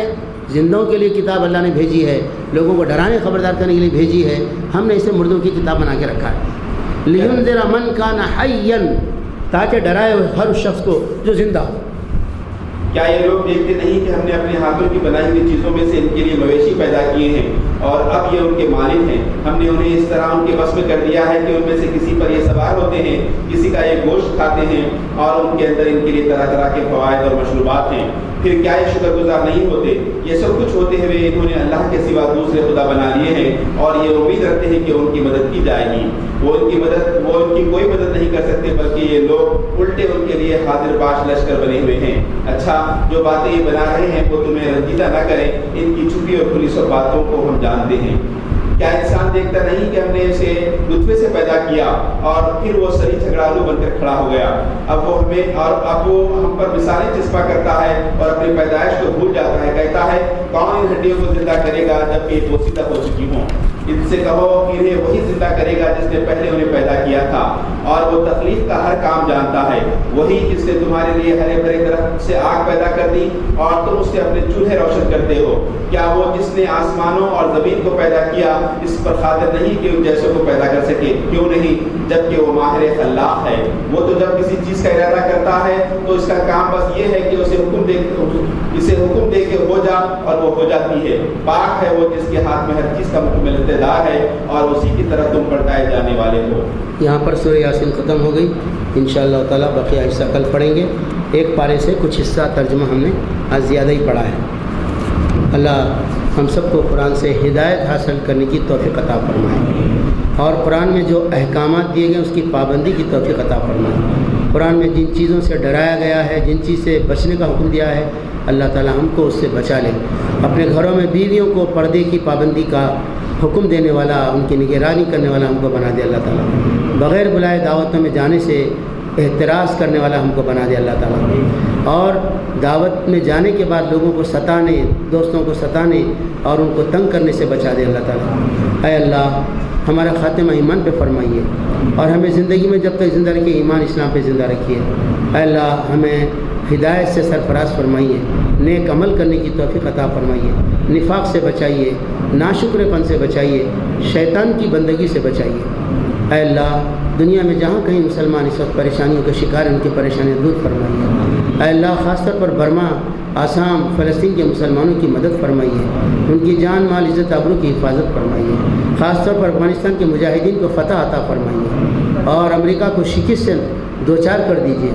اے اللہ پاکستان کے مسلمانوں میں آپسی اختلافات کو دور کر دیجیے، ان کو کلمے اور دین کی بنیاد پر ایک ہونے کی توفیق عطا فرما۔ اے اللہ ملک شام میں مسلمانوں پر ظلم ہو رہا ہے اور ایک بے دین قسم کے حکمراں بشار الاسد کی فوج ظلم ڈھا رہی ہے۔ اے اللہ وہاں کے مسلمانوں کی جان مال عزت آبرو کی حفاظت فرمائیے، ظالموں کے ہاتھوں کو پکڑ لیجئے، ان کو ظلم سے باز رکھیے۔ سبحان ربک رب العزت عما یصفون، سلام علی المرسلین۔